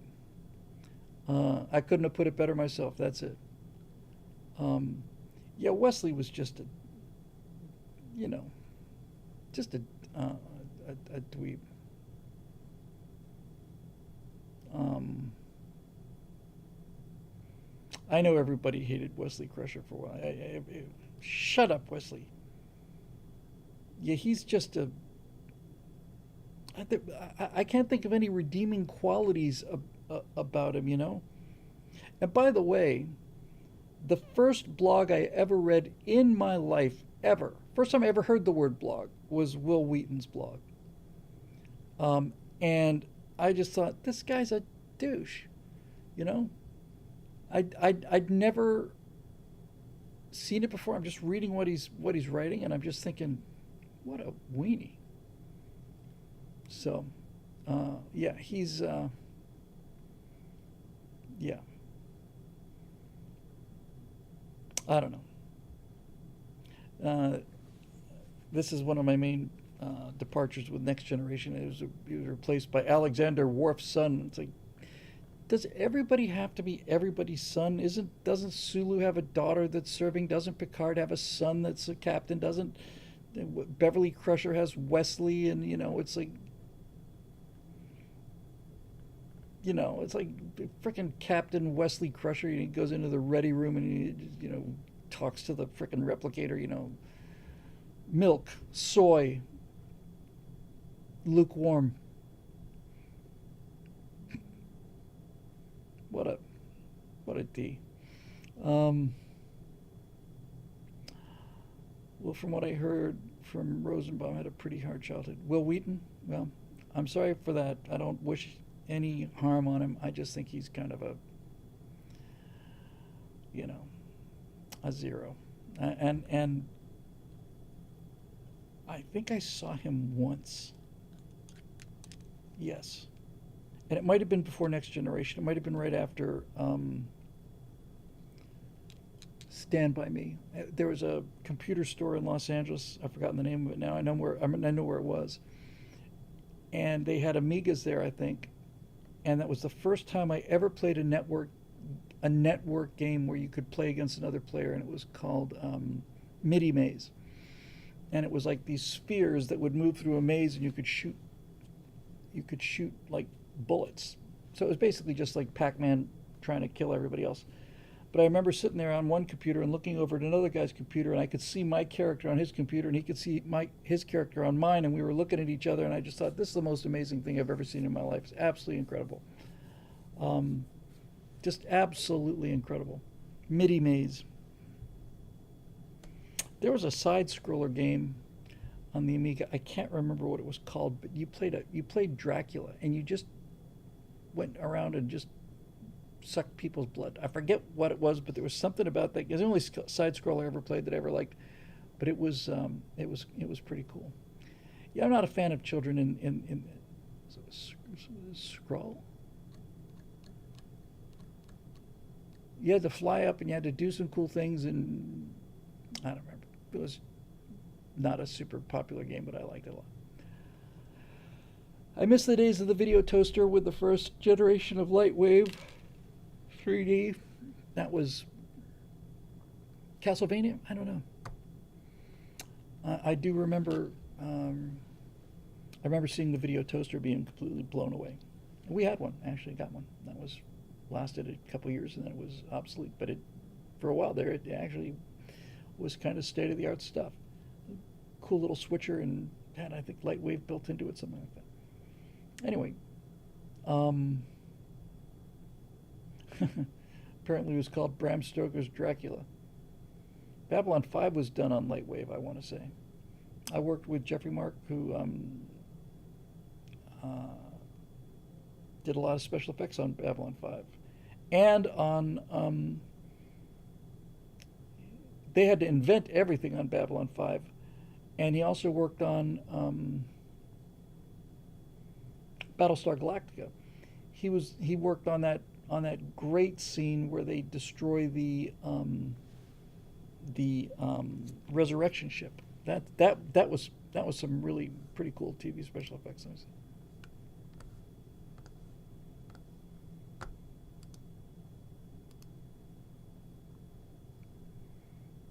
No, not this one. Thank you, Mercia. It was you played the vampire.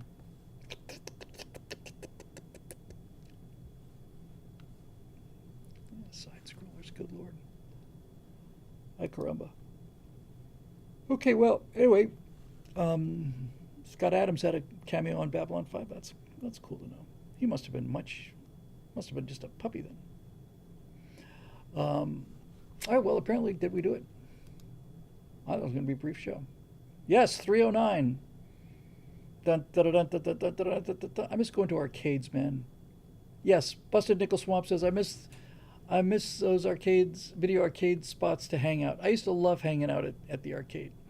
Um, uh, oh no, Copy Shinada, don't apologize at all. It's as I mentioned, I saw I saw this Rococo thing. So this is state of the art. It's like, dude, you I don't know, man. There will be a fusion of these two technologies because they both do things very well. Night Hunter, that sounds like it might be right.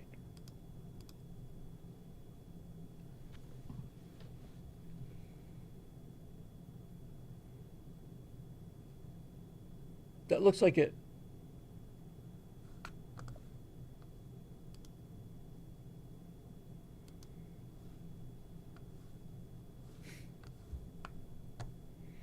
Nostalgia is a powerful drug. Yes, that looks like it. Night Hunter. 1990. Ubisoft. Let's see if they got a YouTube.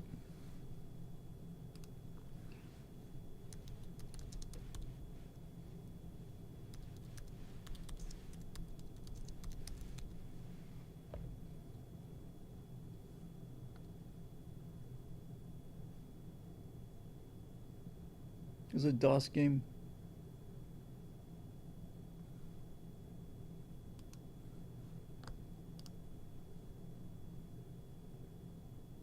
Boy, it sure looked like I remember it being much better looking than that. But let me just see how many tanks. Yep, that's it.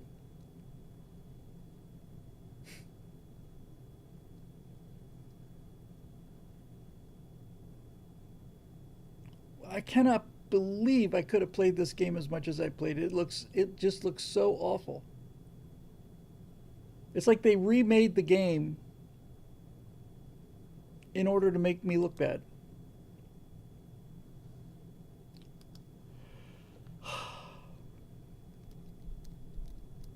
I had a lot of fun playing that game, though.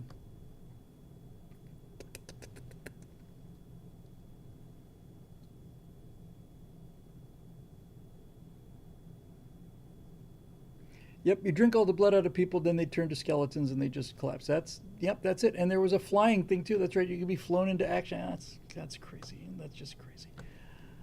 I was a Missile Command guy myself. I love Missile Command. Missile Command was a great game. And Joust, I like Joust a lot too. All right. Anyway, you get the idea. Anyway, thanks a lot for watching. Do you guys want to see the thing again on the way out, or do you want to just call it a night? And I suppose there's no harm in doing it again. I'll just play it again without any narration, and we will be back on Tuesday night for the Stratosphere Lounge, made possible by the members of BillWhittle.com, just like the Stratosphere Studio is made possible by the members of BillWhittle.com. It's still working on the website. It's just, I don't know. Well, we'll see. All right. Anyway, I'm gonna run it on the way out, and no sound, no music or anything, but it give you a chance to look at the beautiful graphics. So here you go.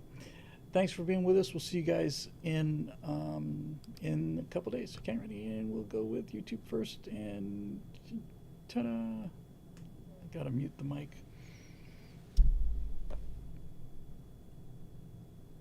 All right, here it goes.